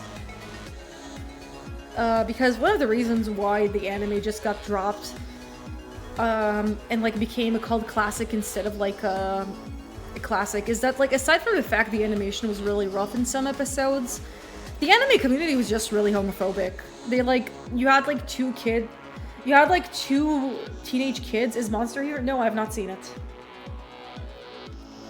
You had like two kids French kissing, and like two boys French kissing, and then like the entire and then like a bunch of dude bros were like, oh god, this is for girls, this is for fujoshis, ew, dropped. And it sucks because I really feel like a lot of it has gotta get on that. I know, I should. I think I have cat hair on me. I can't stop sneezing. Fruits basket, excellent stuff. I feel like I grew up with the manga. I felt like the 2019 adaptation was really faithful. I love these characters. Are you allergic to cats? No, I'm not. I don't tear up or sneeze or anything. I'm fine with Edmund. Just a bit of itchiness is all. Maybe it has nothing to do with Edmund. I like this one a lot. I feel like it's a very feel good and also cry. Every girl has a Fruits Basket arc, and I'm one of them. You're so correct, though. I feel like above Utna, I'm also gonna have to put Castle in the Sky below. Yeah, this is good. I'm actually gonna put Berserk over Frieren. Yeah, this is actually good. And now, the only thing Hale is allergic to is when Cat commits crimes and going against the rules. Do you like the 2001 Fruits Basket? I haven't finished it, but I have a soft spot for it because I watched it when I was in middle school. It's cute. Next, we're gonna put a show that is gonna be in the top of this. Probably for the entire stream, even though there are better shows from it. It's called Gankutsuo, the Count of Monte Cristo. It's basically an experimental interpretation. Try not to look at Cyber City, mean mugging me. I haven't seen Cyber City.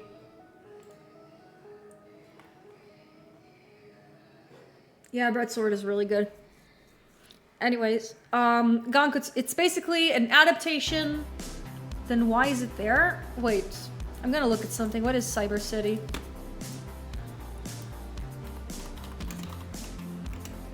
It's not, no, it's not here. It's not here. I feel like you're confusing it with Space Dandy. I checked it a few times. It's not. It's not. Sorry. Gankutsuo, the Count of Monte Cristo, is an adaptation of the Count of Monte Cristo that takes a lot of creative liberties and everything looks like wallpaper.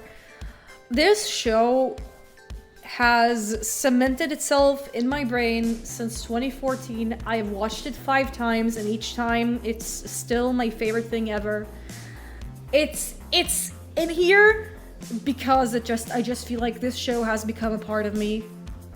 I watched it with my friends, I watched it alone. I feel like every time I watch it, I discover a new layer because like in layer 1, you feel like it's a really amazing revenge story, but then you realize that like it's also just an amazing coming of age story. And then it's also like a story of like having an emotionally intimate relationship with an older man. And even though it's not meant to be because, you know, other stuff, like love still has a place. And then in the 5th layer, it's just, and then the super secret layer of Gankutsuo is that it's all camp. That's the secret layer of Gankutsuo, it's just camp. You see, like, and it's great, and I love it, and it means a lot to me.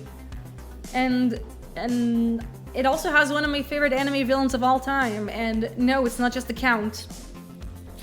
I'm generally confusing with the Berserk. Griffith might actually look like Ben 10 with the image quality. Could be. It's fine. So yeah, it's in here, and even though there's better anime than it, I just feel like Gankutsuo is still my favorite thing ever, just for like the impact it had on me as a person. Ghost Cat Anzu is excellent stuff. I feel like it's really good. I feel like I'm gonna have to put it here.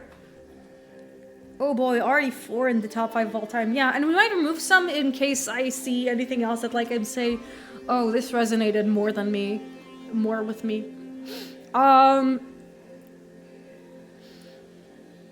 Ghost Cat Anzu is just a really good time. It's super chill. It's in my off VTuber account, Anzu is like my picture.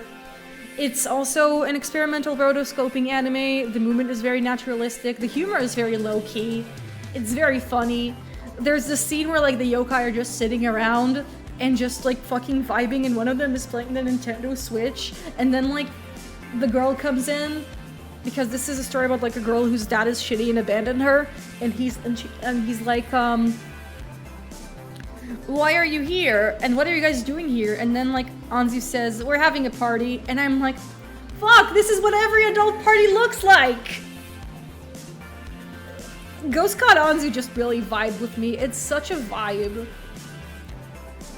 of a TV show, of like a movie, and I recommend you watch it with some friends. Even just looking at what Anzu looks like, and I'm gonna... like, I'm the stupid cat, it's great. It's a good time. Highly recommend it. The Grave of the Fireflies is... I'm gonna put it here. I'm gonna put in excellent stuff. I feel like Grave of the Fireflies is a show I've seen when... No, not a show. What the fuck am I talking about? It's a movie I've seen. I don't know if I'll ever watch it again because it's really sad. It's one of those shows that like gets its flowers because it's one of the anime movies I have seen with my grandma.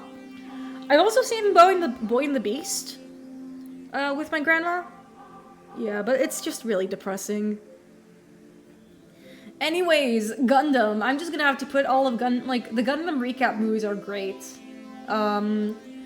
One of these days I might just watch the original show, but like the recap films that I've seen are awesome. It really did sell me on why people love these films so much. Amuro, Char, Scylla, there's a lot of iconic characters in there. It made me understand why people are into Gundam. I feel like the second film is really good, and like one of the fun things about Gundam is just looking at like the tropes and just like numbering them. For example, if a man and a woman kiss, then the chance of one of them dying is very high, is 100%. It's really funny. So I'm gonna put it in excellent stuff.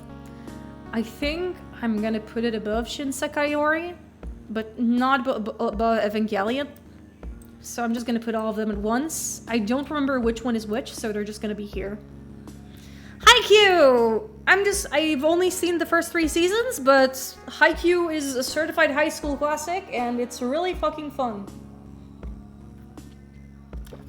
Just good kids doing volleyball to the best of their abilities with really good adaptation. It holds a very soft spot in my heart. I don't know if I'd say... I think I'm gonna put in excellent stuff, because the characters are really well defined. And I really like the Kurosano boys. Chihaya Furu. Yeah, I need to watch Chihaya Furu. It's on my list. So I'm gonna put it in, I think I'm gonna put it above Eureka 7, above Knocking on Heaven's Door, not above Blue Period. I had a good time with the show. It's just really fun. And now we're getting to Heavenly Delusion, and I'm gonna be really controversial because I'm putting it in really good. Really good shows are still shows I recommend, but but it falls into like the symptoms of having a really strong A plot and a very B plot. So I'm actually gonna put it here. And I like the A plot a lot. I feel like in the opening and the ED and the Last of Us vibes, and it's very traumatic. But just like everything that doesn't have Maru and Kiriko is just not as interesting. And I feel like that's one of its biggest weaknesses. Also, I think I'm gonna put this here. Yeah. And now we're getting to Hetalia. This was my actual gateway anime.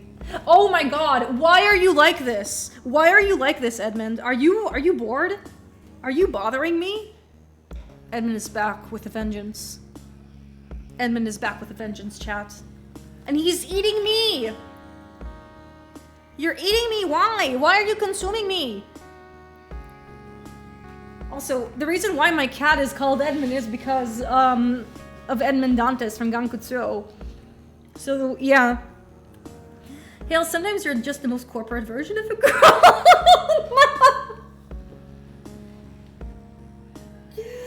Half the stream is Hale writing anime and the other half is Edmund trying to get insider still living Arceus.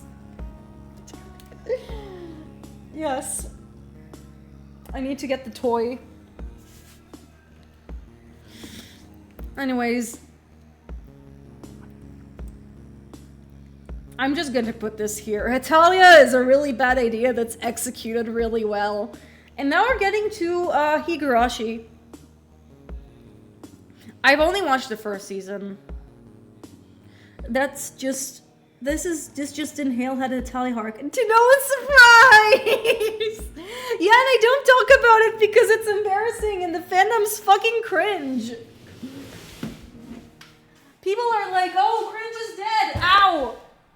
Why did you scratch me?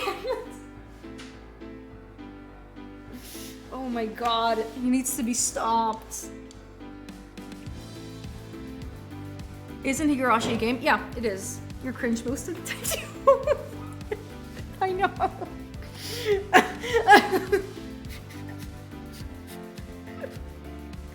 You know, one time, me and my friends talked for like 30 minutes about how I'm just the most basic white girl because I started saying who my favorite characters are and then really offended me. Anyways. Yeah! I really try not to. Fine. I really get humbled in stream every time I stream. Anyways, When They Cry gets its flowers for like being a really good the woes of being unseasoned in the world of flavors. Higurashi gets a lot of its flowers for just being a really good horror anime. And it's not in my social media description. Stop lying, it's not there! It's not there! And by unseasoned I do absolutely mean white. It's not in my descriptions, it's not. Stop it, stop lying to me. Anyways, I feel like one of the things that like Higurashi does falter in is the fact that like, from what I understood, it's not a really good adaptation of the VN, which I do need to play. What do you mean, Doom? Aw, crash out. Yeah.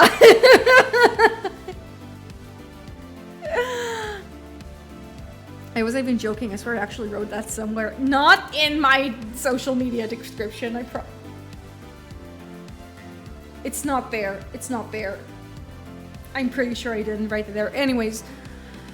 A lot of like the subtext and criticism about like misogyny is just not there because they just cut it out. So I really want, so it's an excellent stuff. I'm gonna put in really good.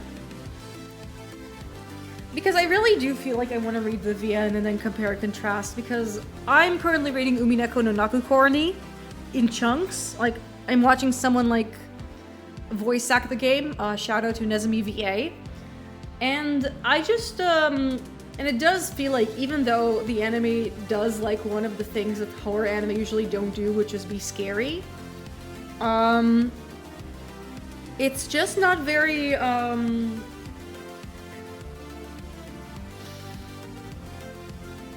it's just not very, it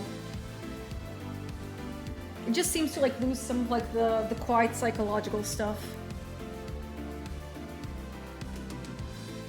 Oh, it was my tag. Ah, I see. Anyways. Wait, did I write it on Discord or something? Did I put in Discord that I'm a basic white girl? No way. No, it's not there. Anyways.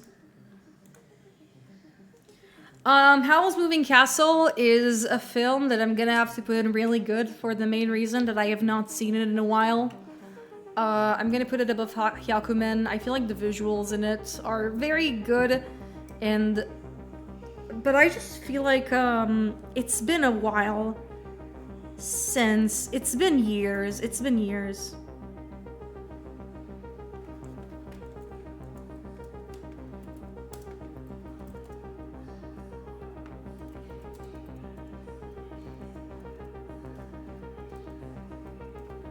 Okay, yeah. I just haven't seen Howl's Moving Castle in a while, so a lot of like my memories are just sensual. Also, Boy and the Heron should be here as well. I don't think I have it here. I need to put it in there, but we'll get to it later. Again, we're going to do a lightning round because we've been streaming for over 2 hours and we're not even halfway done. Let's continue. Inari Konkon is really good. It's a really cute slice of life about a girl who befriends a fox shrine maiden, and it's really wholesome. I'm gonna put it in really good. I think it's cute. I feel like it's good chicken soup. I think I'm gonna put it below erased and above. I think I'm gonna put it here. One time and yeah. There's the big JoJo section. So I'm just gonna go through JoJo real quick. For any new viewers, my and Hale's friendship is me teasing at her, bullying her, then buy her shit afterwards. Yes!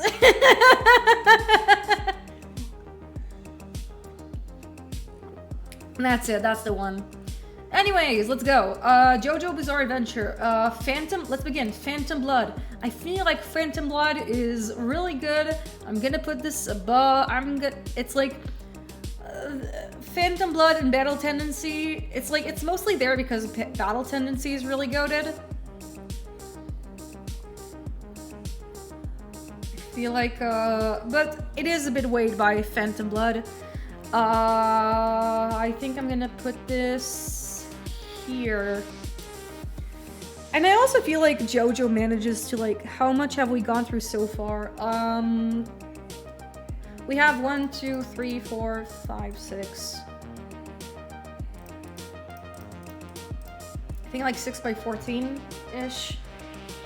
Part 1 of my aesthetic, and yeah, the aesthetic is nice. It's a really solid vampire story, but like, and Battle Tendency is like probably my second favorite arc. Part 3. I feel like part 3 is definitely the weakest. I think I'm gonna put it. I think I'm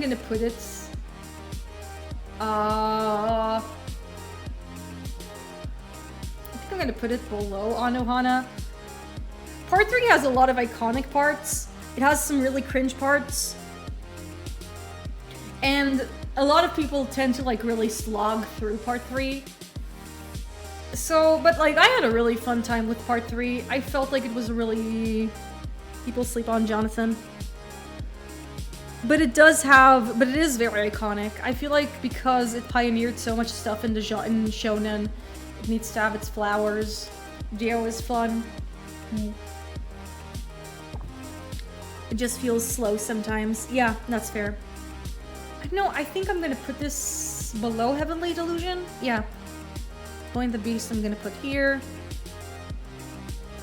I feel like this is fine. Part 4, I'm gonna put in Excellent Stuff. I'm gonna put this here. I really like part 4. I feel like the mystery is nice. Some parts drag a little, but like Josuke and friends are a lot of fun. My favorite part though is part 5. I feel like the pacing in part 5 is excellent. I really like the Bucciarottis. I think I'm gonna put this slightly above here. Below Dandadan. Also, I feel like later parts use the side to cast better. Yep, that's true. There's a lot of flaws that like Araki irons out. Part 6, on the other hand, is a part I have troubles with, and it's because of one character. It's because of Anasui. I fucking hate Anasui. I think I'm gonna put it in really good. Because it has my favorite JoJo. It has Jolene, who I love because she actually becomes a badass. It has Foo Fighters, who is the gremlin that walked so power will run. It has Hermes, who's great. He has their... Yes, but like Weather Report is weird, and Anasui is... I hate him. I fucking hate Anasui with a passion. I just feel like he's a waste of oxygen. I feel like you can judge the anime different from the manga aside from the pacing. Yeah, it feels like Weather is fine. And Poochie is excellent. I love Poochie. It's one of my favorite villains, so maybe... But it's hard for me to put in excellent stuff because Anasui sucks, and some of the battles, like... The battles were a bit hit or miss. Okay, let's continue. Jujutsu Kaisen! Season 1 is really good. I think I'm gonna put this here. And I am gonna put the Shibuya incident, the second season, a bit upwards because I just felt like it was a really fun experience, and by fun I mean fun to suffer to. I don't know if I'm gonna put it in excellent stuff. I think I'm gonna put it in really good. Maybe I'll put it in here. Because I have one of my issues with Jujutsu Kaisen is that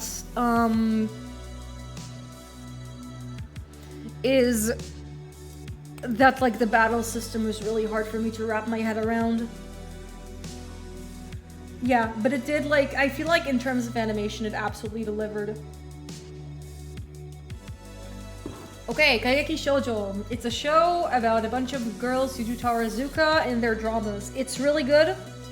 I feel like the twins were a bit weak, but everyone else was really goated. It also did not shy away from, like, the mess that is being in a very competitive art school.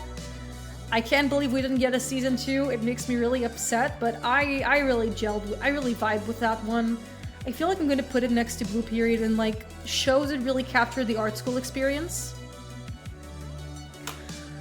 Kids on the Slope. Really underrated. Really good depiction of jazz. I liked how the love triangle was unresolved in the anime, and Watanabe does a good job of directing the source material. I'm gonna put it in really good. Ya boy Konmei. Really fun. I like that show a lot. It's one of the weird anime that I actually think you can also recommend to, like, people who want to try something a little more upbeat. It's very much a chicken soup anime. I think I'm gonna put it above Anzu.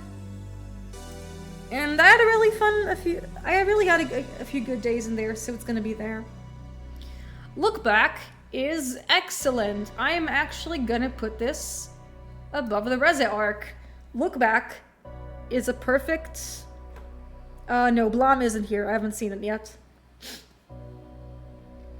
Look Back is a perfect adaptation of a perfect short story. And it's made me laugh, it made me cry. It was made by people who understand the source material and just did it for not and just really managed to do it. Look Back is amazing, yeah. No notes, and it makes me really happy that, like, Fujimoto's stuff, like, inspires people to adapt and give it a really good like a good work. Little Witch Academia. Little Witch Academia is really good. I feel like the animation is nice. I remember it's also a more... It's a less... And it's a very straightforward magical girl story. I remember liking it back when I was in middle school. I think I'm gonna put it next to... and the animation is gorgeous. I think I'm gonna put it next to Yorimoi. Licorice Recoil is excellent. I like Licorice Recoil. It's really fun action. It's really great characters. I think I'm gonna put it... It's a bunch of child soldiers trying to find meaning in their lives. And the slice of life and action is really good. No, I don't have Toradora. No, I'm not that basic of a white girl. Let's continue! Let's fucking continue! We still have a lot of anime to get around to, and I realized that I forgot to put in Boy and the Heron. Even though I have seen it. And...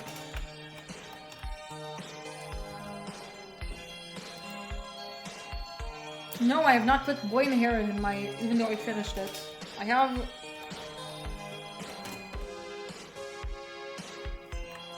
Heron. It's...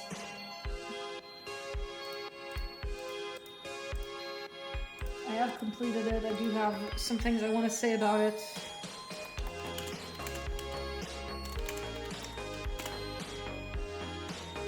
Okay.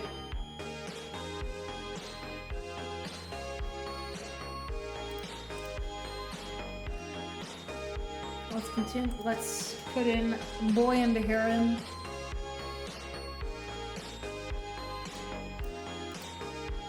Okay. Series is kind of ruined for me because it's IRL shit. I'm sorry. That sucks. I hate it when it happens. Made in Abyss is a show that I have to put it really good, but it's also a show that's ruined by its own author being a fucking creep who cannot restrain himself around sexualizing children. The anime has... nope, haven't seen it.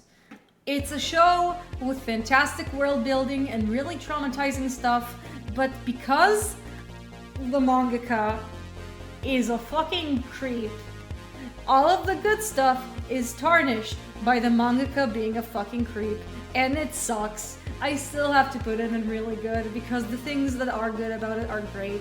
I think I'm gonna put this...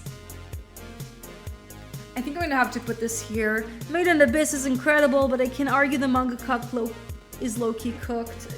The mangaka, yeah. Okay, Madoka Magica. Yay! Madoka Magica is... I'm gonna have to put in excellent stuff. I feel like Madoka Magica had such an impact on me as a person when I first... Because it was like the third anime I watched. And, I grew up on, yeah. Ken Penking has in fact cooked with the OST. Also, I'm gonna add another anime. Which I have watched. I have watched the first season of this, and I feel like not putting it here would be wrong. Because I did grow up on this show. I swear this is gonna be the last time I'm gonna watch I'm gonna put an anime that I forgot to mention, but I just feel like if we're ranking a lot of anime I finished, it's not yeah, I don't know if I'd say it's deconstructive, it's just a straight up tragedy. It's that's actually a take I know from the video that Jacob Chapman made on it like over a decade ago. Okay, but I feel like the show had a really profound impact on it, and that's why I gotta put it in excellent stuff just for like the brownie points. I do want to rewatch it eventually to get like a better grasp on it, but I feel like I'm gonna put it above JoJo, above Dandadan, and above Akudama Drive, but not above Shinsekai Yori. I'm gonna put Shinsekai Yori. And I'm gonna put it here. People love being like, it's magical girls, but it's dark and edgy, but those people probably have never seen other magical girl shows before, yeah.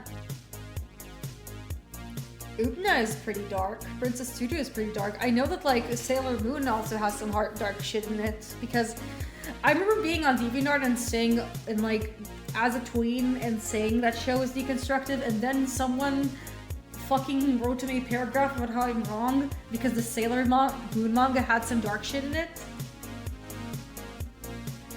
Yeah. Rebellion is a show, I don't know where to put Rebellion. I feel like Rebellion is a movie I need to watch again. A lot of people don't like Rebellion. Some people have looked at it originally because they feel like it's a natural progression of Homero's arc. I don't know what I think about it, honestly. I feel like it tries different ideas, and I don't know. I think I'm gonna put it in yeah, it's fine. Mostly because I don't know where else to put it.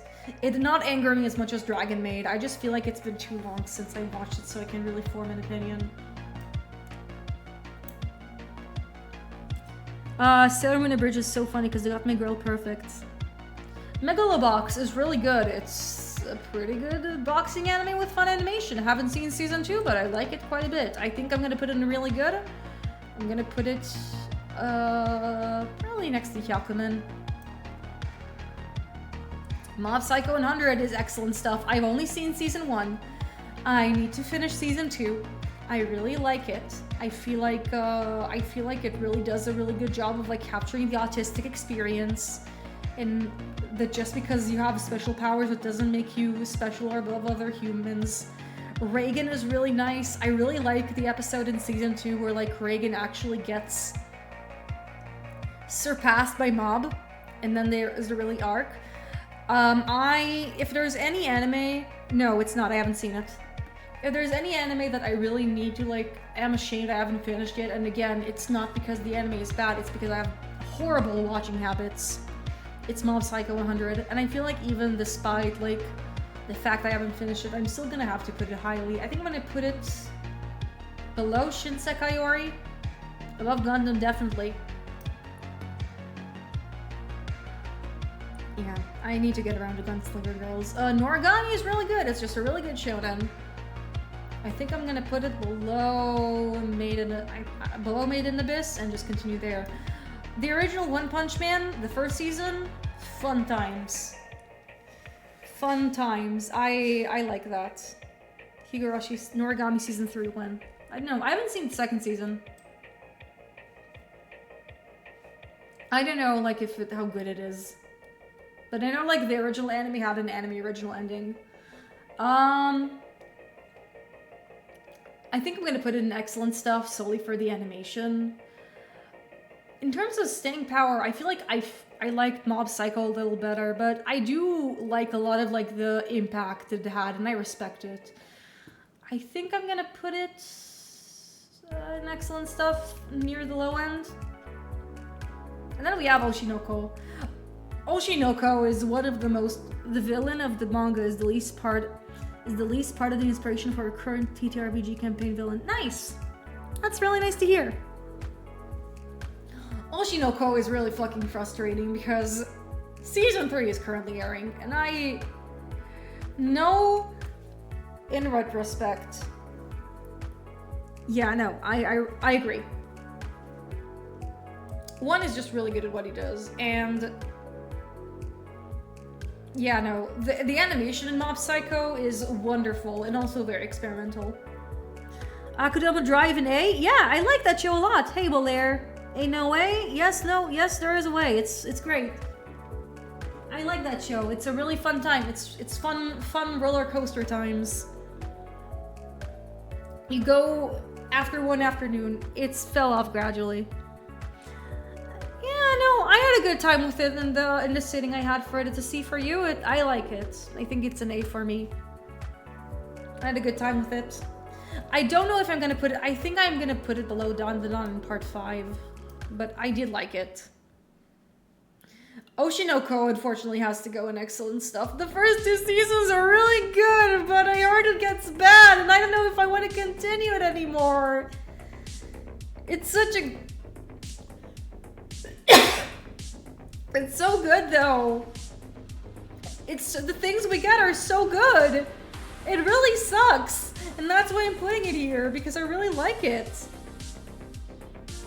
The only reason I haven't gotten the Oshinoko is because I heard crashes and it sucks because it starts so well!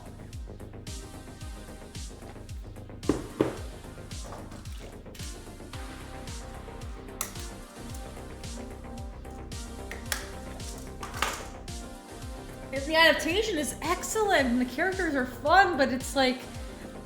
I feel like one of the reasons why... I think one of the reasons why I haven't, like, continued and I'm hesitant to, like, do it, and I might do it. I might just watch, like, the 3rd season of Oshinoko because I am, unfortunately, Stockholm Syndrome into watching this show. So if it manages, if it drops if it drops in there later, that'll suck but the adaptation is so good, you guys. Is that, like, I asked my friend, does Aqua get any actions to his consequences? Because he is a 30-year-old man in a teenage boy's body who does some really gross manipulations to his sister, another woman. Does Aqua get any actions to his consequences? And then I asked my friend to it, and she told me no. And I'm like, fuck! But the entire show... Because one of the reasons why I wanted, like... Why Oshinoko worked for me is because I was like, oh wow, he's doing a lot of shitty stuff. Are there gonna be consequences to his actions? And if there aren't any, then it sucks. Boy, would you hate Monogatari. I actually have one of the Monogatari films in there, but I know. I've seen clips of Monogatari and I respect the style, the directing style, but yeah. Ouran High School Host Club goes into X is, again, another certified basic white girl classic and middle school classic and anime club classic. I feel like Ouran is fun. I feel like Ouran is just a certified middle school classic. It's funny. If you look past the weird stuff, people often rate it like of all time. Yeah. I actually watched a bit of Pretty Boy Detective Club, which is another Nisio always seen thing, Shaft thing, and it's good. But there is some weird stuff in the source material that like kind of drags it down. Oron, I think I'm gonna put... Oron, I feel like I have to put in here. I think I'm gonna put it above Akayama Drive. I feel like this right here is like favorite slice of life. Yeah. Because I just feel like there's a lot of really... I feel like Oron is one of those shows that like you watch it and it kind of cements yourself into your... It cements itself into your brain. Okay. Perfect Blue is also going in excellent stuff. All of the Satoshi Kon stuff is going to be in excellent stuff because Satoshi Kon is amazing and he's goated and all of the stuff he did was great. Also I'm gonna put this in the last one. And I feel like Perfect Blue is really good. Yeah. I feel like in terms of like location, I'm gonna have to put it above like Adolescence of Utena and above Castle in the Sky, but there are some films that like I like more. I think I'm also gonna... I feel like it's really good horror. I really like the way it captures cognitive dissonance and like the loss of identity and how like people try to like capture it. But there are, I feel like I like some of the other Satoshi Kon stuff on the list. Okay. Pluto is excellent. I like Pluto a lot. I watched Pluto in a very tough period of my life. And I just felt like I was in a very emotionally shocked moment, and the show kind of cried for me. Just really excellent politics, really excellent emotions. It's a very beautiful anti-war story. I feel like I'm gonna put it near Berserk, even above... And I think I'm gonna put this right here. I might just put it later in my favorite anime of all time, but I don't know if I'll put it there. I need to think. Okay. Ponyo, I'm gonna put in It's Fine. Ponyo is a fun... It's very fun. But it's, and I love the backgrounds and the vibes, but I just felt like I didn't really vibe with it as much as other films. Porco Rosso is gonna be in really good. I feel like I'm gonna put it above, it's actually Korchak's favorite Miyazaki film. I like how it's more emotionally mature. And I had a good time with it. Okay, now I'm gonna go to my hot takes. Princess Jellyfish isn't, yeah, it's fine. Princess Jellyfish is really good, but there is one issue. You know how I mentioned that, like, Heavily Delusion has a really good A-plot and a pretty middling B-plot with, like, dystopia stuff? Ah, shit, what did I put here? Oh no, Anohana needs to go here. Because Princess Jellyfish has an amazing A-plot with a bunch of lovely hikikomori girls that like try to like save their dormitory, and it's fucking wholesome. But you know what's not wholesome? The B-plot about like the cross, like Kuranosuke's brother and the villain who sexually assaults who does like it, no, he doesn't sexually assault. There's like, she date rapes his brother and she doesn't get any consequences to it. And it was just really out of left field and it really ruined the plot for me. I also thought that Kuranosuke's brother was really boring. So again, really good A-plot, mid-ass B-plot, and that's why it's in Yeah, It's Fine as much as I like this. Princess Mononoke, on the other hand, is definitely one of my favorite Ghibli films, and I'm actually gonna put it... You know what? I'm gonna put it above the Reze arc, and I'm gonna put it here. We're gonna continue. And now we're gonna go, and I'm actually gonna take Bakano, and I think I'm gonna put it here, because there is a new goat coming in town, and her name is Princess Tutu. Princess Tutu is amazing. Princess Tutu is a show that like has a semi-formulaic build of like finding like the part of like the princess heart per week. but like the characters never feel static. I feel like the main 4 characters in the show, Fakir, the prince whose name I forgot, Krahi, and Duck, or Ahiro if you're Japanese, are so strong. They're so likable, and they go through such amazing arcs, each one of them with their own Doom narrative. But by the end of it, the ending of the show is perfect. The ending of the show, it has one of the best last episodes of anything, and that's why it's in my top 5 anime of all time. That's why it's in there. I like Baccano a lot, and I feel like once I return to it, I still gotta give it its flowers. And the characters are fun, but I don't know, I just like, when I think of like the last episode of Princess Tutu and like the journey I had, even though it hasn't been like, it's been years since I last watched Tutu, it just I just really resonate with it. I remember like trying watching it in middle school and then like coming back to it in high school. And in middle school I was trying to watch like a bunch of like TV shows with my sister. I watched one of those shows that like is later down the line, and I am gonna put it somewhere there. And I put it in there because I want to rant. But like Tutu was like caught me off guard because I thought, oh, this is a show for kids, and I heard it's good. And then like there's an episode, and then like in episode 4 where like she gives the prince his another emotion, and he's like, oh, I'm afraid of Princess Tutu, and I'm like, what? What the fuck? There's a plot twist? Yeah, no. Princess Tutu is goated. Princess Tutu is in my top 5 anime of all time. It holds a very special place in my heart, and it holds a very special place in my heart. Let's continue.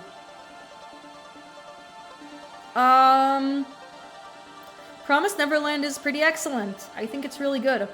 I like the plot line. I feel like it's a really good thriller. I think I'm gonna put it here. I feel like in terms of staying power, I just like shows a little more. And we're just gonna ignore there's a second season. Psycho Pass is really good. Haven't seen it since middle school. Actually had some like really cool points about it. I think I'm gonna put it in really good. I think I'm gonna put it above Stone Ocean. I really like the openings. I think the social commentary is nice. I really like how the main character like in the end becomes like a vehicle for the fascist regime instead of like dismantling it. Nakashima Shogo is a really interesting guy. And yeah, he's there. Your cat is here now? My door is closed, so Edmund can't enter. He's now troubling Larry the Yeti. Rosifon, Bones' answer to Evangelion. Oh my god, there's still so much anime left. We're gonna lightning round this. I think Razafon is really good. It has some really good episodes, but I also feel like, that now that I rewatched Evangelion, I don't know if I'd like it as much as I like the previous one. This stream may have been overly ambitious. I don't think, but we are gonna do our best to like rank as much of it as possible. So yeah, Razafon, I'll put it above Made in Abyss, above Edge Runners, above Akunohana. I think I'll put it here. Yeah, it's definitely above Part 3. You can sense how I'm slowly losing steam. Cardcaptor Sakura is in fact here. I'm gonna put in amazing stuff because it's my childhood anime. Okay. Showa Genroku Rakugo Shinju is an excellent stuff. Really amazing character drama. And even though I haven't seen it in a while, I do feel like it's really good. I'm actually gonna put this above V-Stars right over here. So it's here. It's excellent stuff. Recreators. I'm gonna put it next to Black Lagoon. It does some really cool genre commentary. And I really like what it does. It's again by Rei Hiroi. Rei Hiroi does a really good job of like making commentary on works, like on doing like taking lowbrow content like and producing with nuance. I don't know if I think I'm gonna put Evangelion above Recreators, actually, and Madoka Magica, but I do like Recreators from what I've had of it. It's one of those shows I want to rewatch. Okay. Scum's Wish. Yeah, it's fine. I think I'm gonna put it here. I felt like it cut. I think I watched it like during an appropriate time of my life because it was a very angsty show for a very angsty girl. Okay, Shirobako is actually gonna go pretty high in here because it actually inspired me to pursue animation, partially. I might just put it in my favorites, but I don't know if I will. I'm gonna put it right over here. Yeah. It's very wholesome. It acknowledges the grind and the hell that is anime production, but like still keeps an optimistic edge. There is a different show I like about it. Okay. Snow-White with the red hair is really cute. It's really good. I think I'm gonna put it here. I feel like the characters are really cute. Also, I think I'm gonna put Oshinoko. I don't know if I can bring myself to put Oshinoko in excellent stuff. I just feel like the looming downfall of Oshinoko kind of like puts it like in a difficult place for me.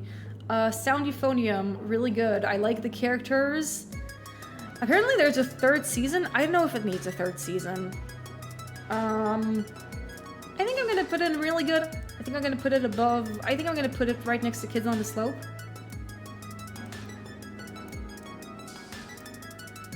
Space Dandy is really good. I like how every episode like takes a different approach. I think I'm gonna put it above Carol on Tuesday. What I've seen of it was really fun. And I do want to like properly rewatch and see all of it. Okay, Spirited Away. Spirited Away is one of my favorite anime films of all time. I'm gonna put it right here. And we're gonna continue. Yeah, Spirited Away, Spirited Away. I'm gonna put Gridman in excellent stuff. I feel like I really like the naturalistic thing. I feel like the reveal of like the true protagonist of the show, who is the villain, is really well executed. I feel like the more like that goes in, the less I'm like invested in it. I mostly remember Akane, and I think it's pretty good. I might just put it in really good as well. I don't know if I'd say it's one of my all-time favorite anime of all time anymore. It was, if you ask me, in like 2018. I think I am probably gonna do pretty good. Probably below Porco Rosso. Yeah, we're definitely getting to like this area of like, okay, ranking all of these anime by order is gonna like gonna be really complicated. Steins Gate, I watched it once, and Steins Gate is unfortunately a show that I have a hard time coming back to because there's one depiction of a character who is really transphobic. I want to say that it's really good, but like I just feel like the treatment of one of the characters is gonna make it a little hard to return to in the future. So it's like, it's in here. I think I'm gonna put it here in the, I have a good memory of it, but I don't know if I'd put it in my favorites of all time. Steins Gate is slow in the beginning, but still good, I'd say. Yeah, slow beginning, really good middle section. Really solid time travel story, but like, I like the characters, but again, I just don't like the dead naming and like the treatment of like the trans girl, the trans girl's Shine Maiden. Okay. This is easy.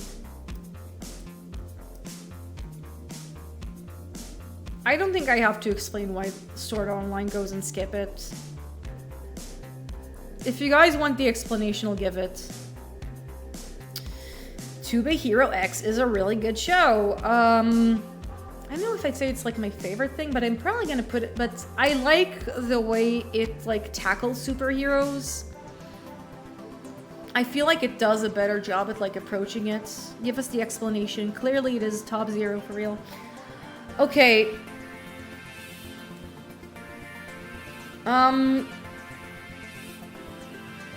It's just really fucking sexist and mid and game and like panders to like sweaty gamers.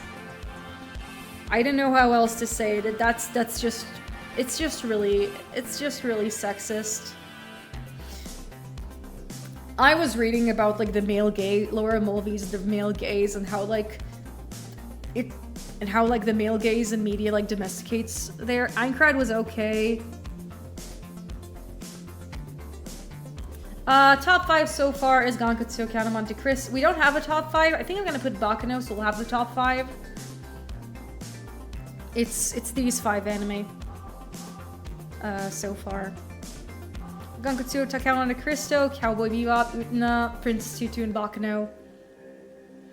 You know, I was surprised to say I was still having a series out of Alice Station. Yeah, Bakano Sweep. I love Bakano. The characters are great. The Dallas Genoa plotline was all right. I don't remember much of it, but like Isaac and Miri, I really carry it. I don't know if I'd say it's like the top 5 anymore. I might just move it back. To the Hero X, I would say it's really good. I'm gonna put this here in B. Okay. We can do this. I believe. I believe. Hosenka, The Last Blossom. It's a film also you have not seen, but I think it's excellent stuff. It's from the creator of Odd Taxi. The direction is very naturalistic. It's very feel-good. I ended up like being fulfilled by the time I finished it. I feel like if I'm gonna put it, it's definitely gonna be an excellent stuff. I really recommend you guys check it out. Is it above the end of Evangelion? I don't know.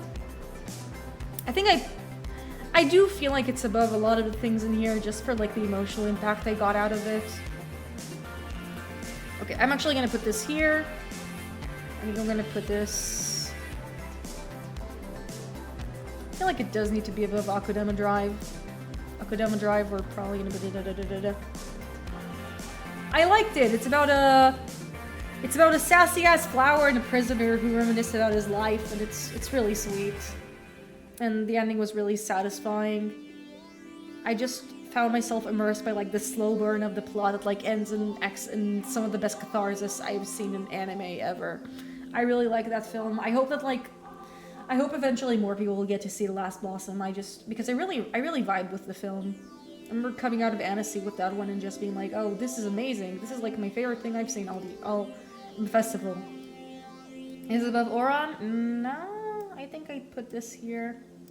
We are getting into like really tough. Summer Hikaru Died is amazing. I like this one a lot.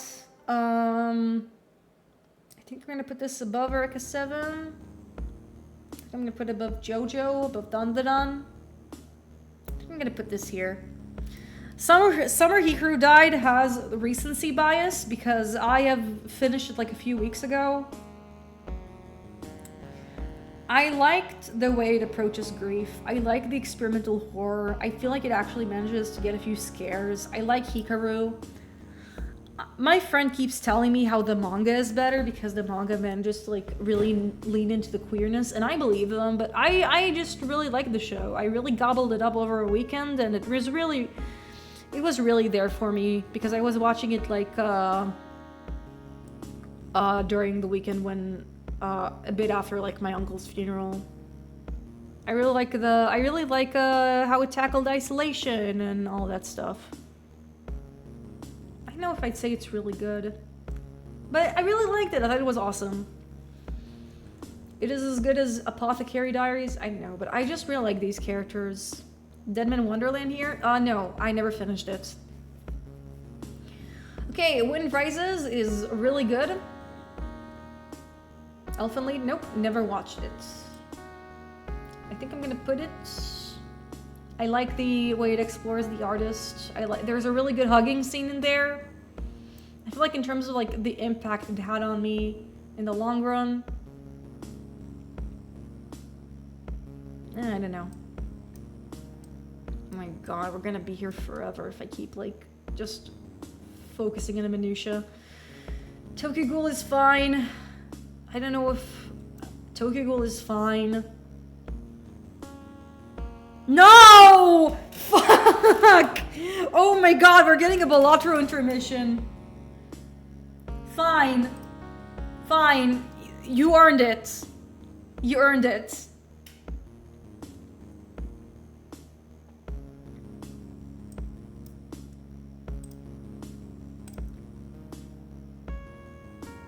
We're Balatroing on stream.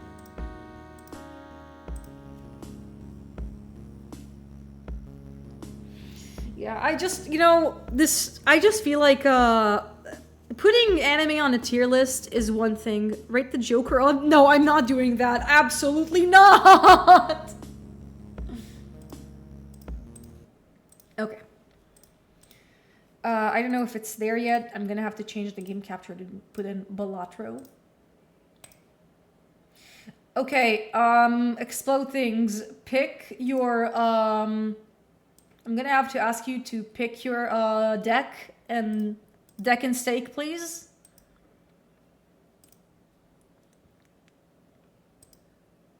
We're gonna be playing 8 antes. The ones you get on your run. Erratic deck, white stake, got it. Just the way I like my stake. White? Okay.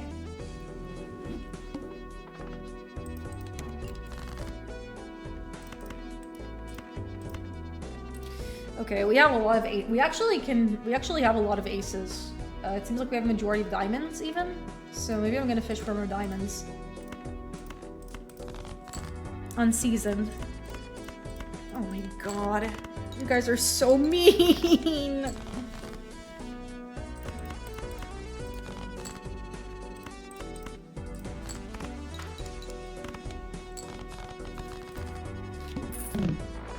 You know what's the most embarrassing part about me having an Natalia arc is that fact that I'm fucking Jewish. That's the most embarrassing thing about me having a Balatro arc. I was not a very bright kid. Also, while I'm here, while I have your attention, I also want to just talk about, like, why I am very, hesitant about, like, the Fujoshi Renaissance. I mean, I've kind of said it before, because I experienced, like, a fraction of, like, the Black Butler fandom. Canada could have done more, should have done more war crimes than Talia. Okay. Basically, Fujoshis were cool, and then people on Tumblr said they were cringe, and then we all collectively said we don't care anymore, be cringe, be free. The world is fucking... The world is shitty, let people enjoy things, let women and femme-defining people enjoy boys kissing.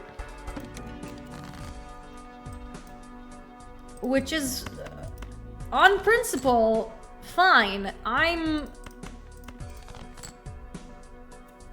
Let women... Hellblazer. So here's the thing, like, from how I remember, like, the things as, like, you know, when I was a kid, like a teenager, is like a lot of Fujoshi culture was just really homophobic. We even see it now, like, there was, I don't have all the details, but I remember there was a screening of Heated Rivalry, which is a Canadian show, about, like, it's basically like a BL, yeah, it is really, it's a Canadian BL about, like, two hockey players who have a heated rivalry. Ranked sword lesbian toxicuri on that anime. Tier list. Yeah, it's a joke, but a lot of people can't even do something very similar as that woman. So basically there was a screening of Heated Rivalry, and then they kicked out a gay man who came to watch it as well. And that was and I think that people in general have agreed it's really cringy. But, like, then you have a conversation of, like, Okay, why are we only letting women enjoy this? Why can't we let gay men also enjoy content about them? A lot of the criticism about Fujoshi culture, she read my message but didn't give a response. Ranked sword lesbian toxicurity on the anime tier list. Are you talking about like the ones I've put on? I'm sorry, I'm trying to like concentrate as to what it meant. I don't even know what build I'm going for right now, sorry.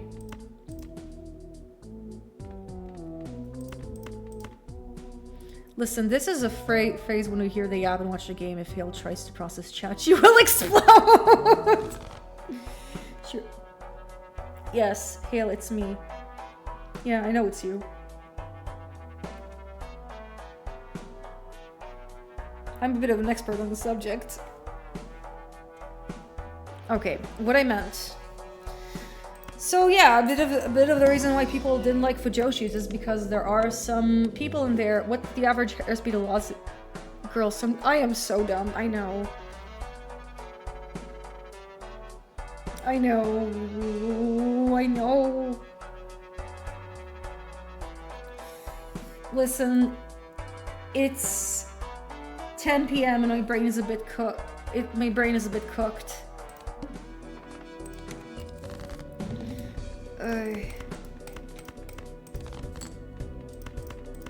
I was ranking, like, I was yapping about anime for 2 hours, and like I see this comment and I just like completely lost my depth perception.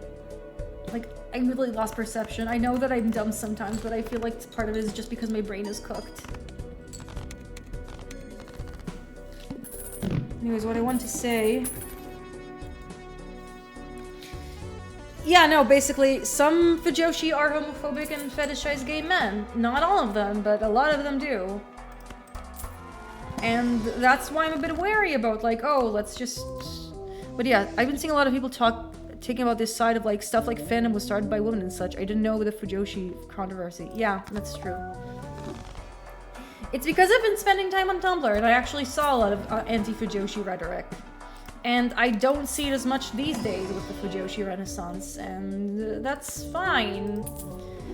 I just feel like, and you know, a lot of Fujoshi discourse can like go into like straight up misogyny. And not all Fujoshis are like, no, I'm not. I was like mostly, I was more speaking about like what I had on Tumblr, what I saw on Tumblr back in the day, back when I was on Tumblr. I'm not on Tumblr anymore.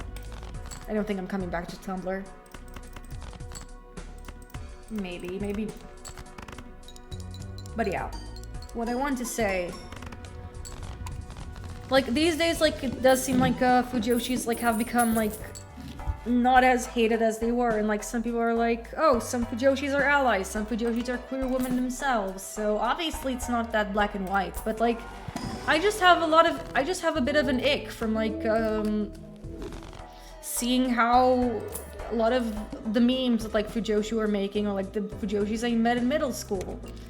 I just feel like it's that's why it's a little hard for me to like be very enthusiastic about like all of it. I just feel like and if we are having our fun time Fujoshi stuff, let's also include gay men in the mix. Let's not kick out gay men from the heated rivalry screenings. And I am saying this as someone who's like, I don't think it's wrong for like women to like write gay fiction. It's a whole ass phenomenon. A lot of women and femme-presenting people write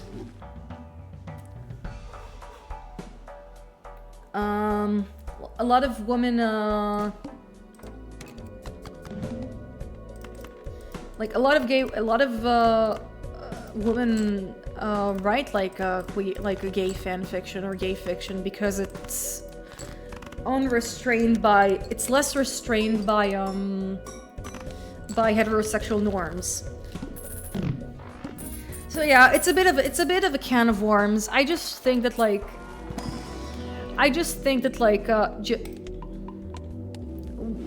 it's just a little hard for me to get like enthused because of my personal experiences and like some of the shit that like I have seen or have participated in when I was like young and dumb. But these days I'm not as young and sometimes dumb.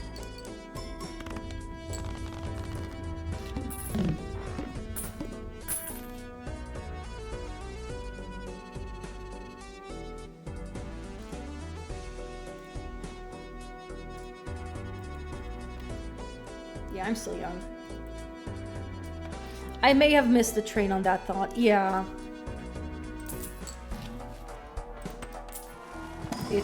I was in fact rambling like a mad person.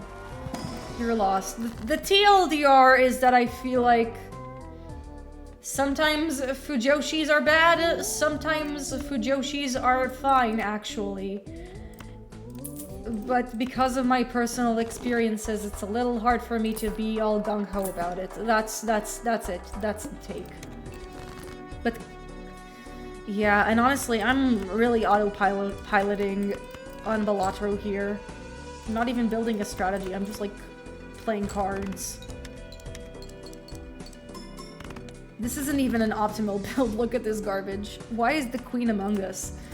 Because I'm using a skin. That's why.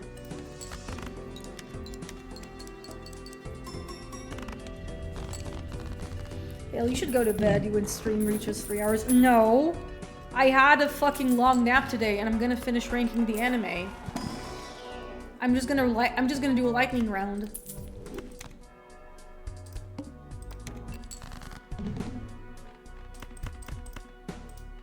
We haven't I haven't seen Record of Lotus 4, sorry. You did? Why are you tired as shit then? I don't know! I don't know.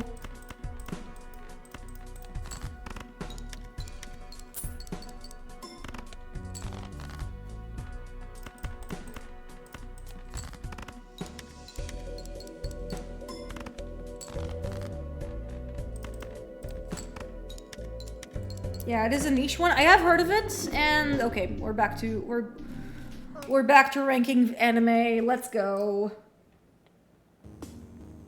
Did you have tea with caffeine? Maybe.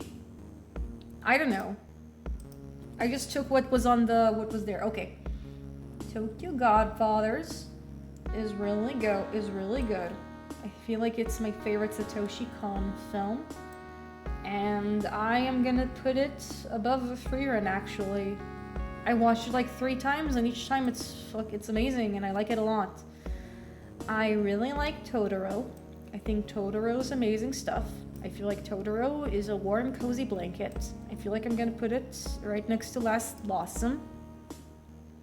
I hope Chad enjoyed this intermission into the subconscious mind of the Veladra. Yeah.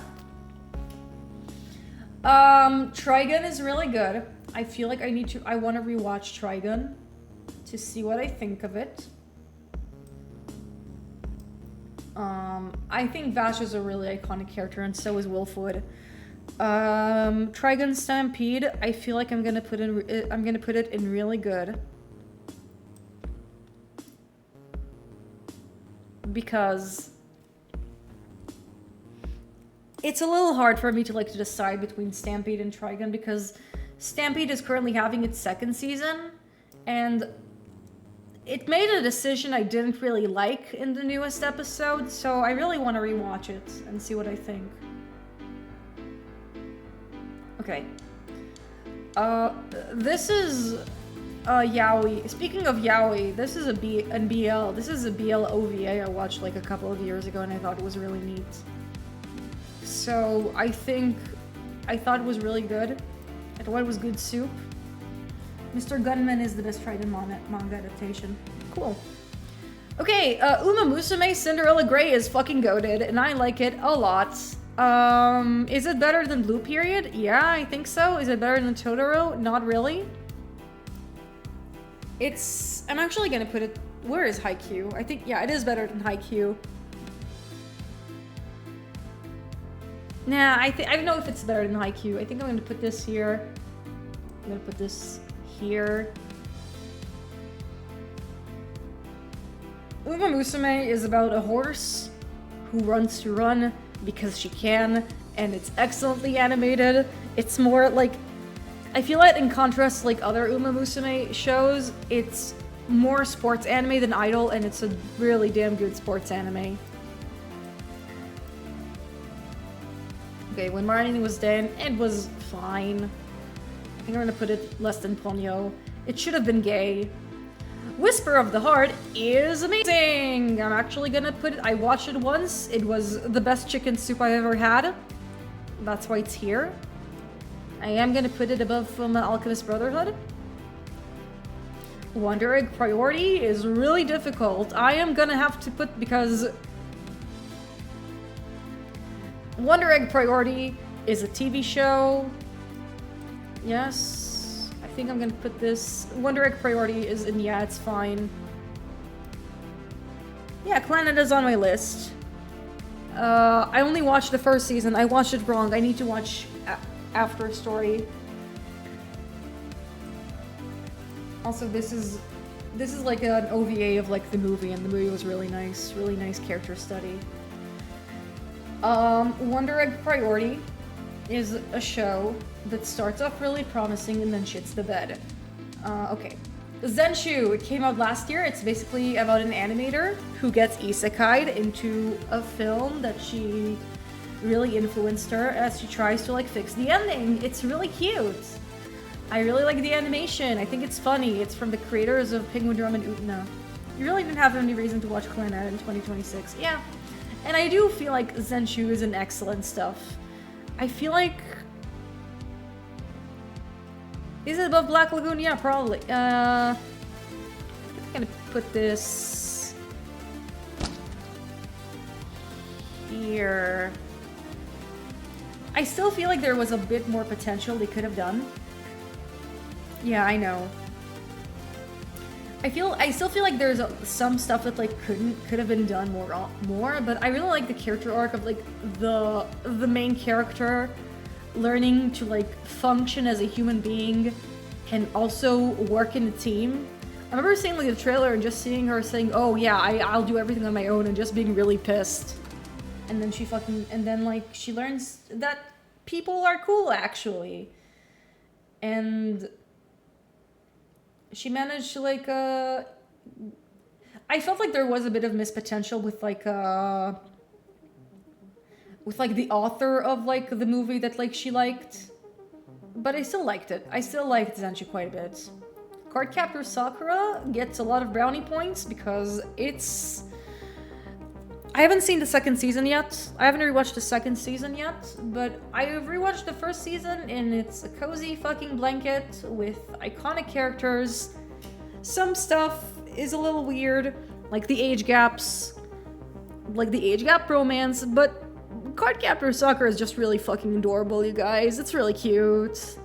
It's such a cozy blanket of a show. I like that show a lot. I feel it was also technically the first anime I remember watching after including Pokemon. They also changed the main character. In Sakura? Did they? I did not know that. So I feel like for the sake of like prosperity, it's in here. It's definitely an excellent stuff. It's also just really excellent production by Madhouse. Okay, Barakamon is great. I think it got me through a tough time, and it's awesome. I like Naru, how she's a little shit, and I like her dynamic with the artist. I have a soft spot for like shows that delve into the arts. It's a really good slice of life. And it's really nice to see the main character rediscover himself. Devilman Crybaby was really good. I don't know how much of a lasting impersonation it had on me. I feel like it's also the only Yuasa thing I've watched aside from like Eizouken. I really need to like watch more Yuasa stuff just in general. That's one of my biggest anime crimes. I think I put it at pretty good. So I think I'm gonna put the yaoi above. I'm gonna put the yaoi above here. Ghost in the Shell, I'm actually gonna put in excellent stuff. I really like the atmosphere. I feel like the imagery of the Ghost in the Shell movie from 1995 really vibe with me. So So I am gonna put this somewhere here. Oh my god, where is it? Where did I put it? I feel like it's glitching out. Tearmaker is glitching out, you guys. Okay, but it is gonna be an excellent stuff. I feel like I am gonna put this in the 3 classic anime films I really like. I think I'm gonna put this here. We're gonna continue.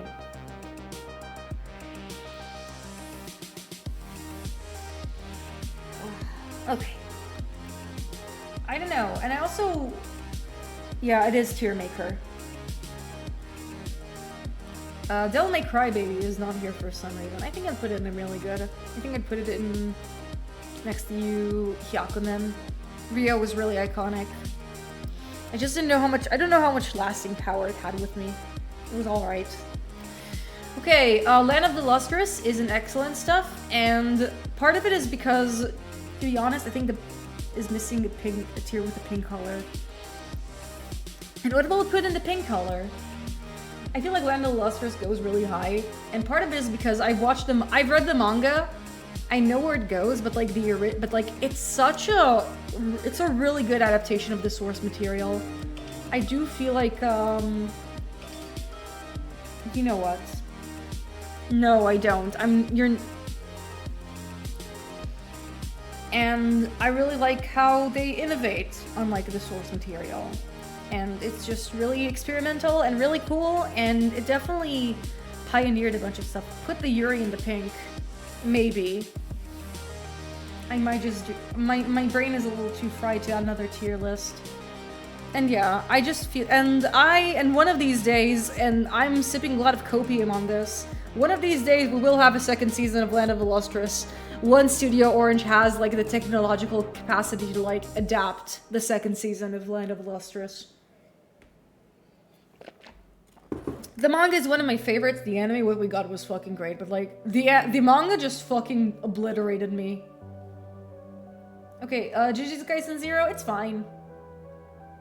It's fine. And now we're getting to like Naz one character and only one character. We're talking about like Spy Family. Okay, Future Diary is probably like one of the worst shows I've seen. I would say skip it. It was a show that made me realize that anime can be bad, actually. Okay. Monthly Girls no Zaki-kun is really good. I remember watching it back then. Spy Family has more than one character. Are you talking about Bocchi the Rock? Okay, I'm gonna put it in really good. I'm just gonna put this somewhere here.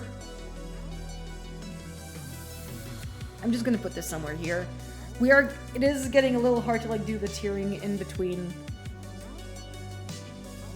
Orange is a show I watched, and it's I think it has I don't remember much of it. I think it's fine. I'm gonna put this somewhere here. Paranoia Agent is a show I want to watch. I think it's excellent stuff. I feel like I watched a little too young, so a lot of it just didn't go over my head, like went over my head. But I still love it a lot. I still feel like a lot of it resonates with me, but yeah. Oh, okay. Yeah. Explode Things was saying an inside joke. With the pink tier. Okay, we don't have a lot of anime left. We can do this, chat. We can do this. Primara isn't, yeah, it's fine. And this is a big hot take, but I just feel like... Here's my take on Primara. Primara is a movie that, like, it feels like it was made by a 12-year-old who made, like, a very half-assed point about, like, society, and it doesn't really makes there's a lot of anime left, you just haven't watched most things. Yeah, obviously. And it really makes a point, it's really stupid point, really passionately, but it it's a mess. It's a beautiful mess, but it's a mess, and I don't think it has much staying power with me. Review Starlight is really good. I feel the fact that like it's a tie-in. Thank you for the posture check, Mercy. I feel like the fact it's an anime tie-in, like it's a gacha game tie-in, kind of like removes it a bit. But I still fondly think of it. I still think it's fun. All things considered. Let's put it somewhere here. Soul Eater, middle school classic. I'd say it's really good. The animation is really nice. Share a hot take about what? Explode things on what? Is it a I did not know that. That's funny. I feel like it gets some of its brownie points. I think I'm gonna put it in really good. I think I'd put it like in the lower end of really good. Toasters?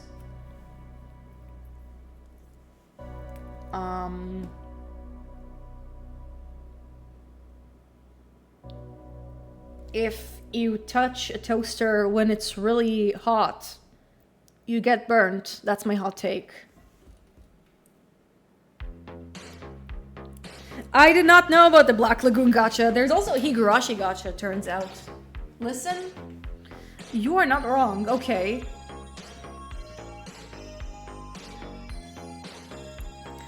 Terran Resonance is a show that, like, it is literally a hot take, yes. It's sizzling. It's third degree. Oh, my hand! I think I'm gonna put in Terran Resonance it's really good. It's one of those shows that, like, I have been... There. Okay. I think I'm gonna put this somewhere around here. I think that, like, it's a show where, like, I have some vague memories of it, and also just remember, like, that, like, it had a really strong start, and I think the music is excellent, but I don't know how much of, like, the characters or the plot stayed with me by that much, and it's kind of like, I remember liking it at the time, but, like, my impression of it is a little fuzzy. Also, a while ago someone said, aren't periods usually red? Sometimes they're also black or clear. Huh. Nice, yeah. Girl Who Left Through Time is a film I watched once, and it's good. I think I'm gonna put it in really good. It has been a while since I last saw it, so there's not much I can say. I remember enjoying it quite a bit. Is Wolf Children in here, or did I forget it? If I forgot Wolf Children... Oh, no, it's here. It's here. Okay, The Cat Returns is really good. It's excellent, actually. It's a perfect hour of TV. Yeah. It's just really cute. It's an hour of really... It's just an hour. It's an hour of a perfect movie about funny cats doing funny things, and it's well animated, and it's a good time. I'm gonna put it here. I'm gonna put in excellent stuff. I highly recommend it. If you have an hour and you want to watch it, you should. Yep. It's an hour of really good stuff. Okay, Vinland Saga. Vinland Saga is actually gonna be... is an interesting case, because I haven't... And I'm gonna put this show really up, really up there.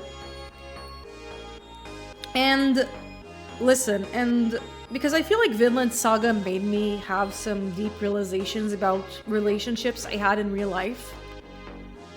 And it was just really traumatizing by the end of it. I loved the show, and I like what I watched of season 2, but unfortunately I'm also very traumatized. One day I will watch the second season of Vinland Saga, and I really like a lot of the things it does and a lot of it, but I just feel like it has a character. Yeah. Yes. Personal reasons. I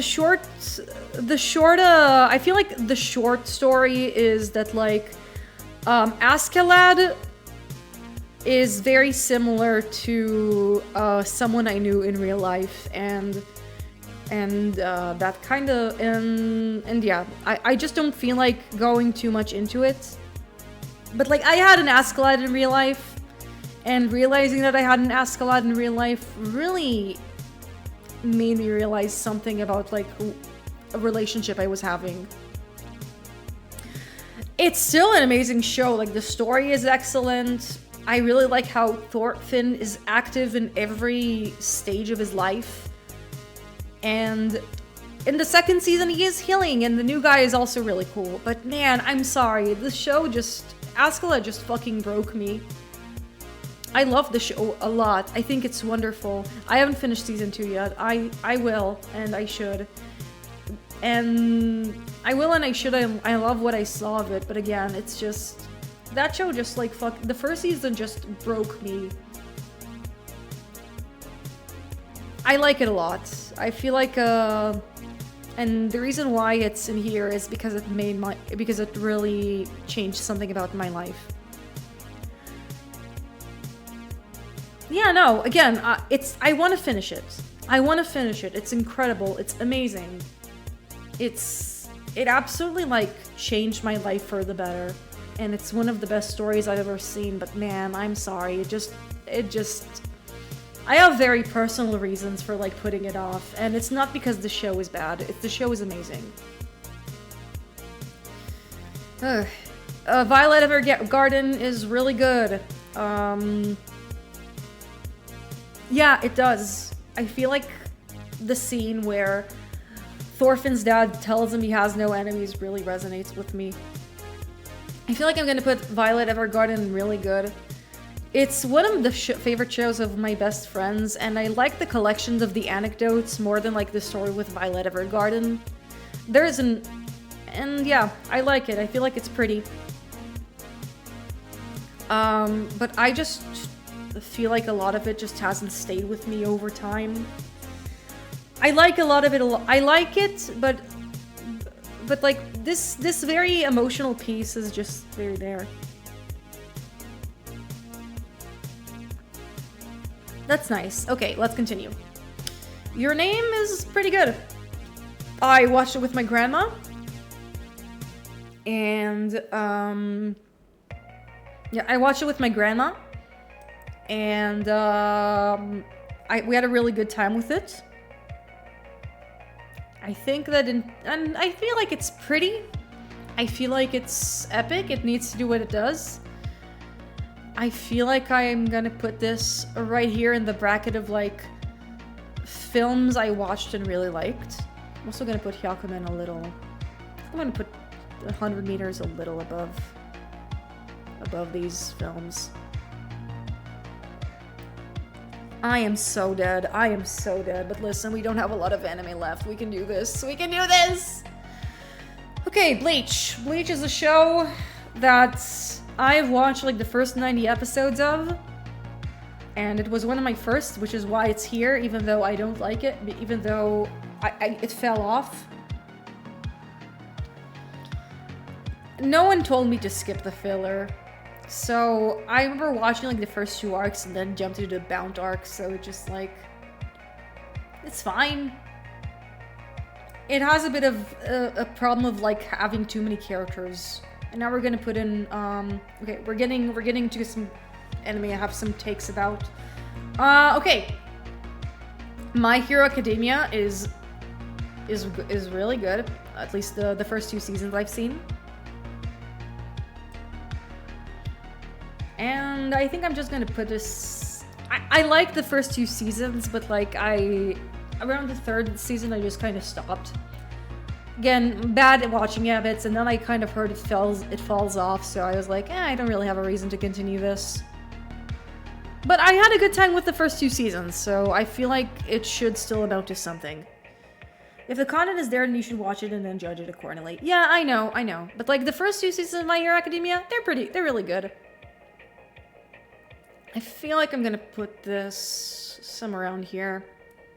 I think I'm gonna put this right here, like in the shonen corner of like shows that are really good.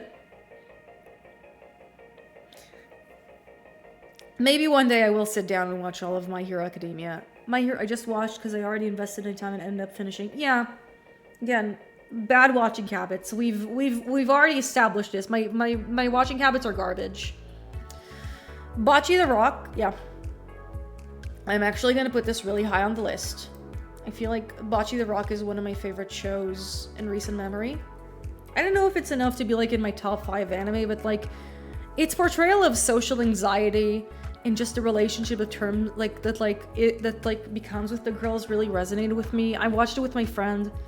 We had an amazing I had an amazing time with Bocce the Rock. It really resonates with me in my introverted heart. I know if I put it, I think I'm gonna put this above Look Back. Something about it really resonated with me because, yeah, there is a hint of irony watching Bocce the Rock with a friend. It made me laugh. It made me cry. No, I know if it made me cry. It just really resonated with me. There's like a moment where they say it's like about the music where it's like not all of people will get it, but those who do will resonated with it deeply. And it's just a statement I just feel about my art in general. And it's something I hold on to because I really do feel like that's who I am as an artist. Okay, Darker Than Black I'm gonna put really high up because I really like Darker Than Black. I feel like Darker Than Black, I've watched the first season a couple of times. I feel like it's a really I feel like it's fun. It has this really good twin pixie vibe. It's a really good, and it's been an inspiration of a lot of stuff I really like. I feel like Hei is one of the most misunderstood characters because a lot of people just see him as a badass, when in truth he's just a fucking freak. And while I haven't seen Gemini of the Meteor, I feel like the fact that like in season 2 they really leaned into him being a shitty person is actually a choice I respect. And maybe I'll watch Gemini of the Meteor eventually just to see if I like it or not. I heard it's not as good as the first season, but I like it. But I like the melancholy of Darker Than Black.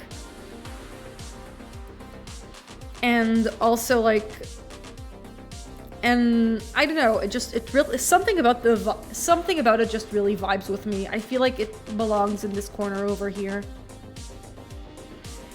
Paranoia Agent, I think I'm gonna place it a little more back. I think I'm gonna place it a little lower just because it's been years since I last saw it. Maybe once I'll watch it again and fully sink my teeth into it, it'll go up there, but for now it's gonna be around Blackwood. I think it's gonna be here. Let's continue. But I really like a lot of the anecdotes by Paranoia Agent. I feel a lot of them have stuck with me.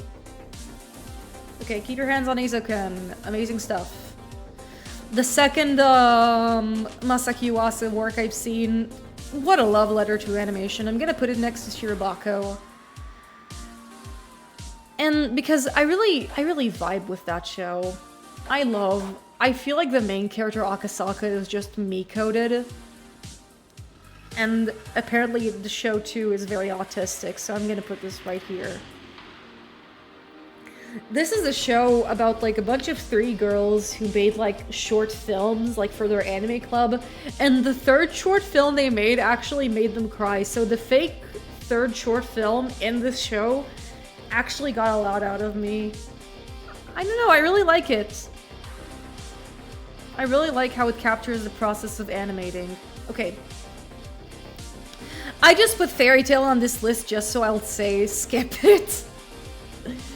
I wasted a year of my life in middle school choosing Fairy Tail to be like my to be like the shonen I went with, and I have chosen so wrong.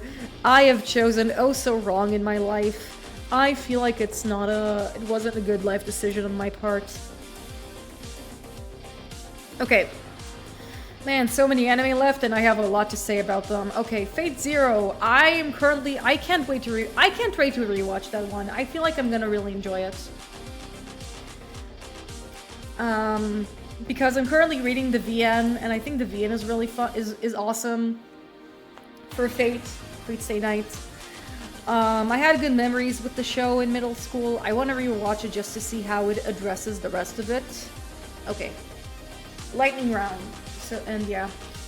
Free Watobi Swim Club is fine for what it is. I don't know if I'm gonna rewatch it. I'm gonna put this somewhere around here. Am I seriously gonna put Free above Attack on Titan? I'm gonna put this here. I feel like this fits a little more. It's good for what it is. Okay. Great Pretender, Mercy. I know you've been waiting for this one, and I'm gonna put this in... Wow, I actually have a lot of shows in the excellent stuff. I don't like, because I don't know, I don't like wasting my time on bad shows. Great Pretender was a lot of fun. I had a good time with it. The character designs are awesome. It's a good time all around. I think I'm gonna put in excellent stuff near the end. I think I'm gonna put this. I think like it should be. I'm gonna be crazy and put this below Cinderella Grey. I'm sorry. Cinderella Grey has a recency bias, but Cinderella Grey is also goated. I'm gonna be pled the 5th on Fate. Otherwise, I'm gonna hurt people. It's fine. I'm not the only person who's like that. Gurren Lagann. And I'm gonna be really controversial here. I'm gonna say Gurren Lagann is really good. But I don't know if I'd say it's my favorite.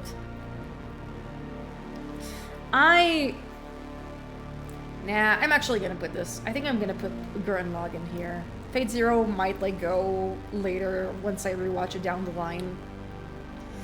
Gurren is very influential. I've seen analysis on it, and you know, maybe I do need to watch it again to get it. Because I really respect Gurren Lagann and I like a lot of the things it does. Maybe it's just because I don't know, I have like this weird relationship with Gainax where I respect it more than I love it. It's so weird. Because I don't know, Gurren Lagann is dumb, but it's also a celebration of the mech genre. And it's awesome. God, fuck Fate, fuck Fate, fuck Fate, you ruined the internet as much as AI. That's an exaggeration! Yeah, and it shines the human spirit the most. And I respect that. I feel like it's more of like, there's just things I resonate with more than Fate. That's the truth. Okay.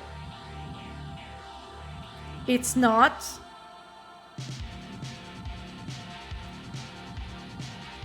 It did not ruin the It did not ruin the internet as much as AI.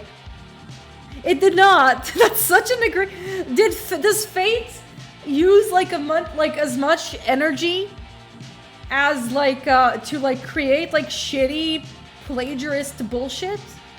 There's no anime that's worse than the AI Sniffer Society. What? Hale, you don't know how much Fail made me suffer. Okay. But AI makes everybody suffer. Not everything's about you, Gamer Core. Okay, let's continue. His and Her Circumstances is a show that, like, I've heard, like, you should just watch the 18 episodes. He's like it's like Diavolo Infinite. Who would win? Fate or AI Fate? Fate, obviously. Fate has Rin Tosaka. And I feel like, oddly enough, I just feel like I resonate more with what I've seen of His and Her Circumstances. Yeah, it is your fate, and it's fine. I'm gonna put his and like the 18 episodes I've seen of His and Her Circumstances above the entirety of Gurren Lagann, and no one can stop me. And you know what? I also feel like it's the better show. I like what I've seen of His and Her Circumstances more than Evangelion at times. It sucks that like the production kind of went to shit, and that's the reason why I stopped. AI Fate will at least be honest with you? Wow. That's so scathing.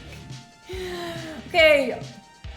We don't have a lot of anime left, guys. We can do this. Kiki's delivery service is amazing. And I'm gonna put this... That's like my top... These are like my top 3 Miyazaki films. And then you have Whisper of the Heart, which is higher. I think I'm gonna put this here. Just Chicken Soup for the Soul. I hate Fate. I will forever hate Fate. I will use one wish to remove Fate. Okay, that's fine. Kizumonogatari was really good. I thought it was nice imagery, but again, it's a little hard for me to, like, put it above. I'm definitely gonna put this above I think I'm gonna put these above Made in Abyss.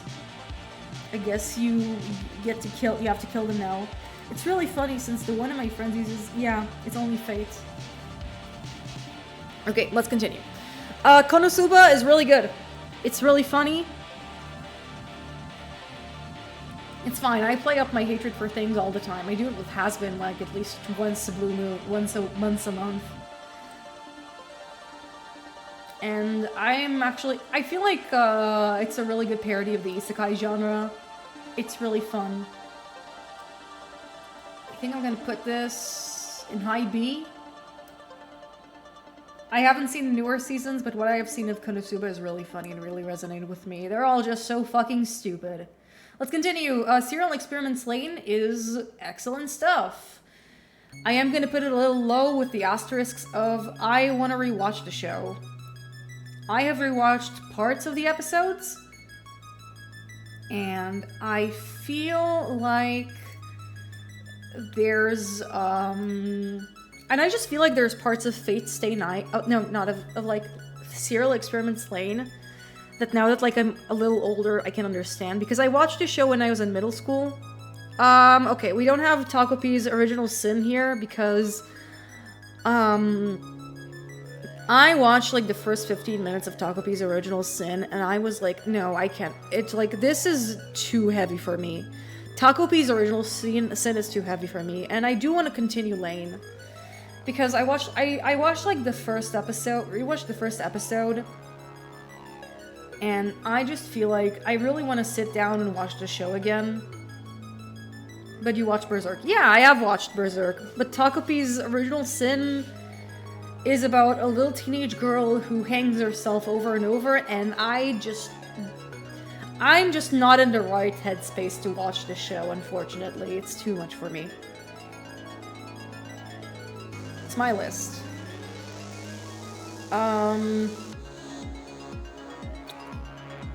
I don't do well with dark stuff. I think it depends. It depends. Sometimes I do well with dark stuff, sometimes I don't. Like, I managed to watch The Substance, but there is a scene in Serial Experiments Lane in the first episode where Lane's dad is just, like, talking about computers with her, and I just felt, fuck, I know what it's like to have, like, a male relative talk computers in advance with me. No, I want to watch Gunslinger Girls. Gankatsu also has a bunch of dark shit.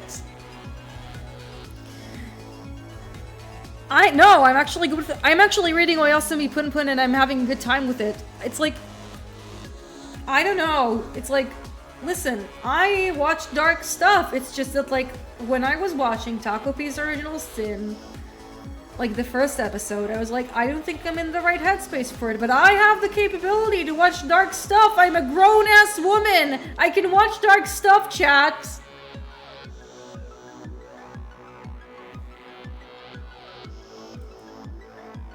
Let me watch I read the entirety of Flowers of Evil, and it's my favorite manga of all time.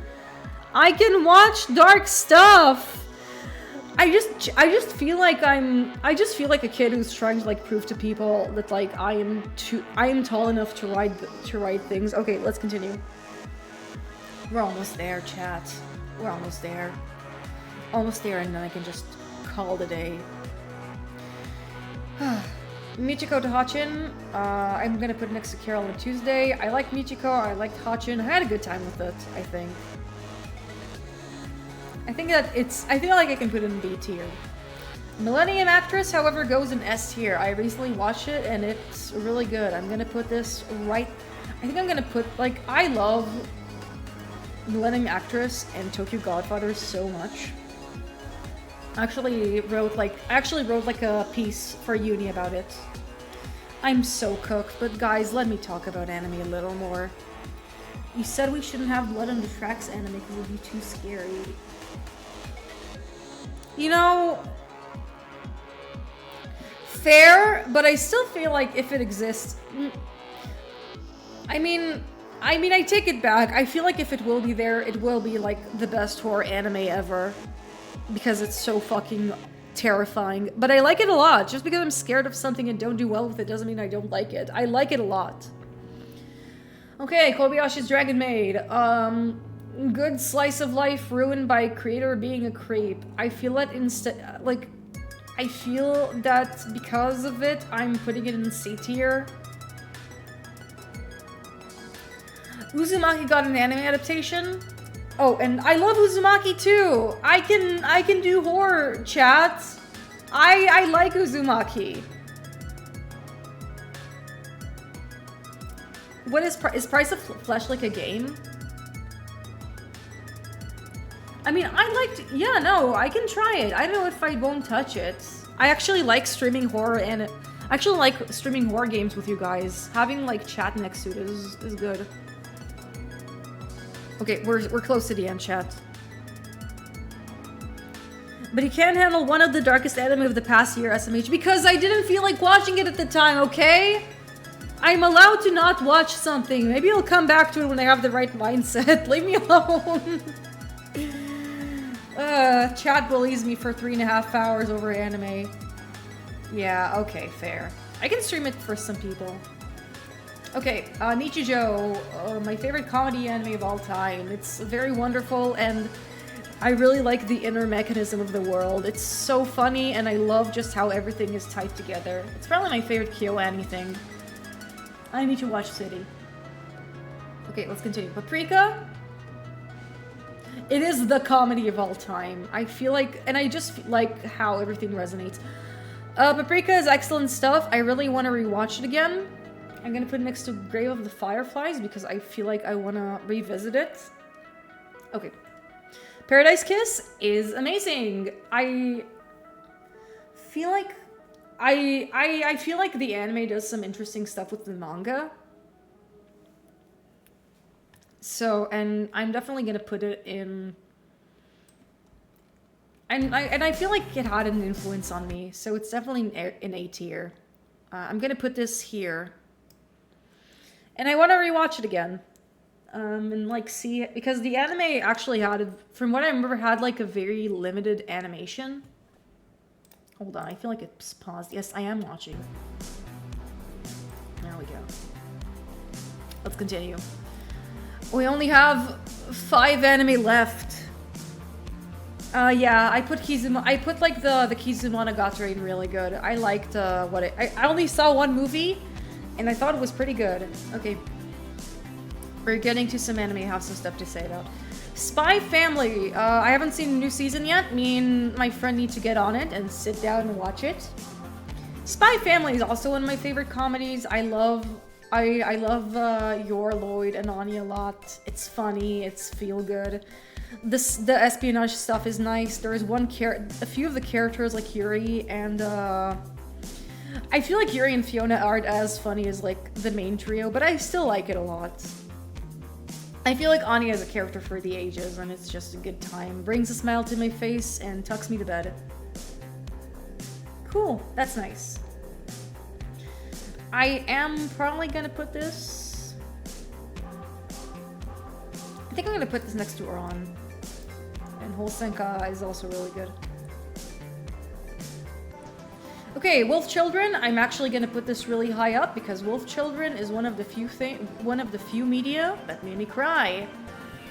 I think I'm gonna put this next to Look Back. Wolf Children is just really good. Forever Sad Spy Family is a comedy and a wholesome anime. When it was advertised as it originally, I couldn't get into it because I wanted to be based. Yeah, maybe I could have leaned more into the espionage stuff. The Spy Family movie is also really fun. Zombieland Saga is one of the anime that like I feel you can, if you want to like recommend a weird anime but like a good weird anime, then Zombieland Saga is definitely there. I feel like the first 2 episodes of Zombieland Saga definitely like deliver on like the premise the most. But like the rest of the show is still really wholesome and fun and the characters are great. And it has really good trans girl representation. Lily is goated. She's amazing. Okay. 3 more anime. Yeah, the author mentioned that Spy Family sort of went out of his hands because of the pressure of the editors. Aww. One day someone will actually make the slow burn enemies to lovers a psychological thriller. Aw, that stinks. I did not know that, and it's a little disappointing here. Okay, I'm gonna put The Boy and the Heron in C tier. The Boy and the Heron is the most Miyazaki movie, and I don't think it necessarily makes good. It's very indulgent. And indulgence is not necessarily a good thing. Okay. We have 2 anime left. And one of them I'm currently watching, but I'm still gonna put it in there. Merry Melody Pitchy Pitchy Pitch. I'm gonna put it in Yeah, It's Fine. I watched it as a kid. I feel like it needs flowers for what it is. I'm just gonna put it somewhere in C tier. And we have our final anime for today. One Piece. I am currently watching One Piece. And specifically the One Piece edit. And I'm currently in Enies Lobby. I'm still in the beginning of Enies Lobby. And I'm watching One Piece. One Piece basically fixes the pacing, so it's still long, but not as long as everything else. I'm watching it with my friends, and I'm putting One Piece, what I've seen of One Piece, really highly up here, and for a good reason. I'm putting it above End of Evangelion, I'm putting it above Adolescence of Utena, I'm putting it above Chainsaw Man, I'm putting it above Ghost in the Shell, Land of the Lustrous, I'm putting it pretty high up, and you're gonna ask me, Hale, why is One Piece, a show you're currently watching, so high up on your list? Because One Piece made me cry. I am not someone who cries easily from anime. I am not someone who cries easily from movies and books and TV shows, period. I think I did cry, like, from the beginning of Ender's Game. But, like, I'm someone who gets emotional. And, like, even from Gankutsuo I didn't cry, but, like, Gankutsuo just, like, resonated with me in my soul and, like, burned it and, like, is sitting on my heart forever. But One Piece made me cry. One Piece made me cry 2 times so far. The first time was in Arlong Park, in the scene where Nami is desperate and begging her friends. I don't think anyone was asking me though. Anyone seen One Piece would agree. Yeah, no, but I still want to talk about it. Nami just breaking down and crying and begging her family not to fight for her, and then she starts hurting herself because she's so angry. And then Luffy comes to her. Oh yeah, the Chopper arc is yeah, true. Chopper arc was really close to bringing me to tears. And then Luffy puts on the hat, and he's there for her, and of course he's gonna help her. And then you get like one of the best catharsis in all of anime. I need to watch One Piece fan letter, probably. Man, y'all are in for a treat. And then, listen, I'm still in the beginning of Enies Lobby. There is a specific scene in there that, like, I know, like, got a lot of people emotional. I'm not there yet. I'm, like, 3 episodes into Enies Lobby. I'm still not even in the core of it. The second scene that made me cry in One Piece is the battle... Like, so far, is the battle between Luffy and Usopp. Luffy and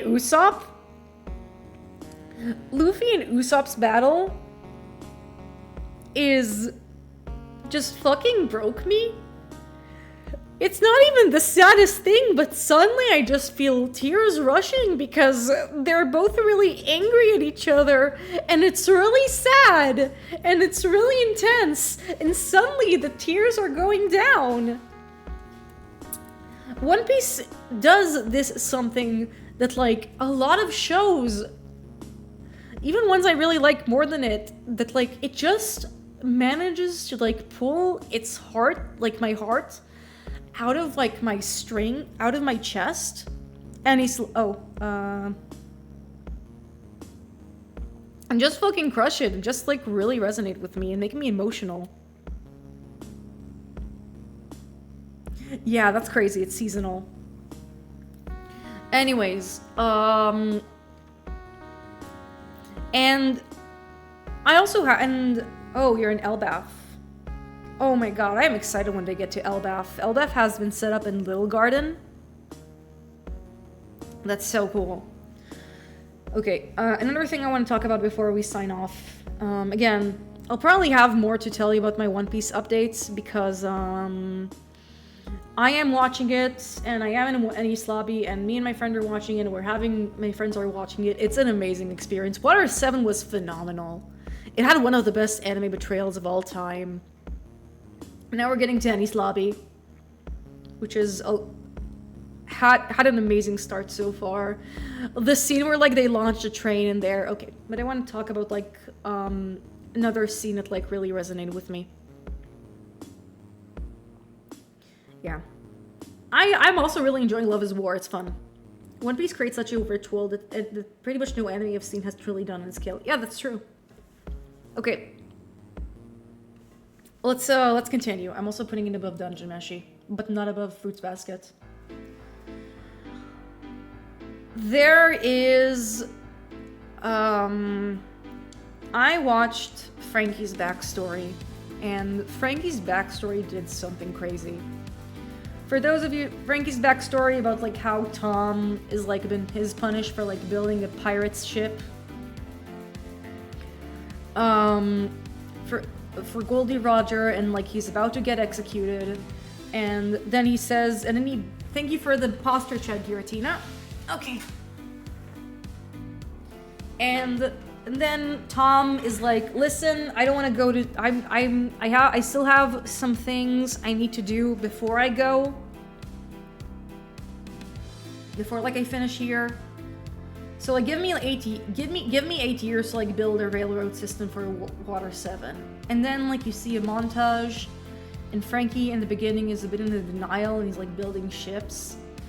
And like you see the things going on, and then I was watching that scene and I was watching the beginning, and then I turned to my friends while they were watching it and I'm like, guys,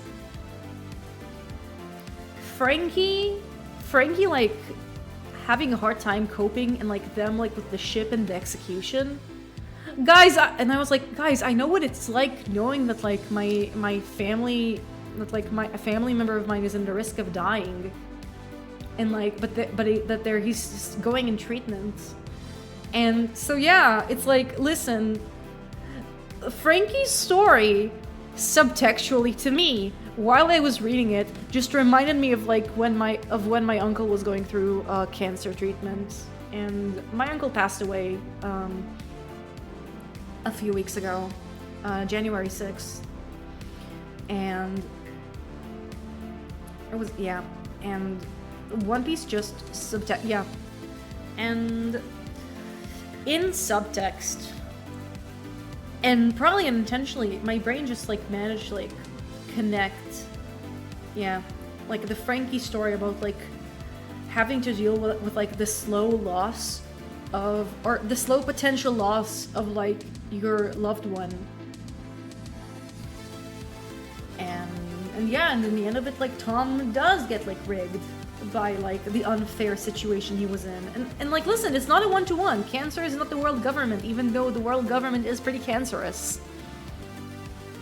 But it really resonated with me, really touched me, and that's the reason why One Piece is so high up, even though like, you know, it's fucking big. It's because One Piece really manages to like touch in the hearts of a lot of people. It's a very human story. And sure, like some of these shows like have cemented themselves, like Gankutsuo, where like I feel like it's a well-oiled machine where like every part in like the narrative works perfectly, and like every character has like their spotlight and da da da da. But yeah, I'm very much a big fan of One Piece. And he crafts some very emotionally captivating backstories and flashbacks.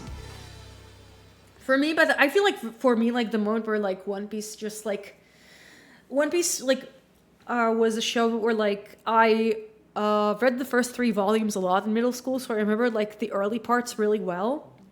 And then like my friends were re-binging it, so I was like, oh, I'm gonna join it. So originally I did like for Romance Dawn, I was like kind of watching it, and then like they went to Orange Town, and like there was an episode I missed, and then I watched like the rest of the arc and was like, oh, this is nice. And I had like an arc I needed to make up.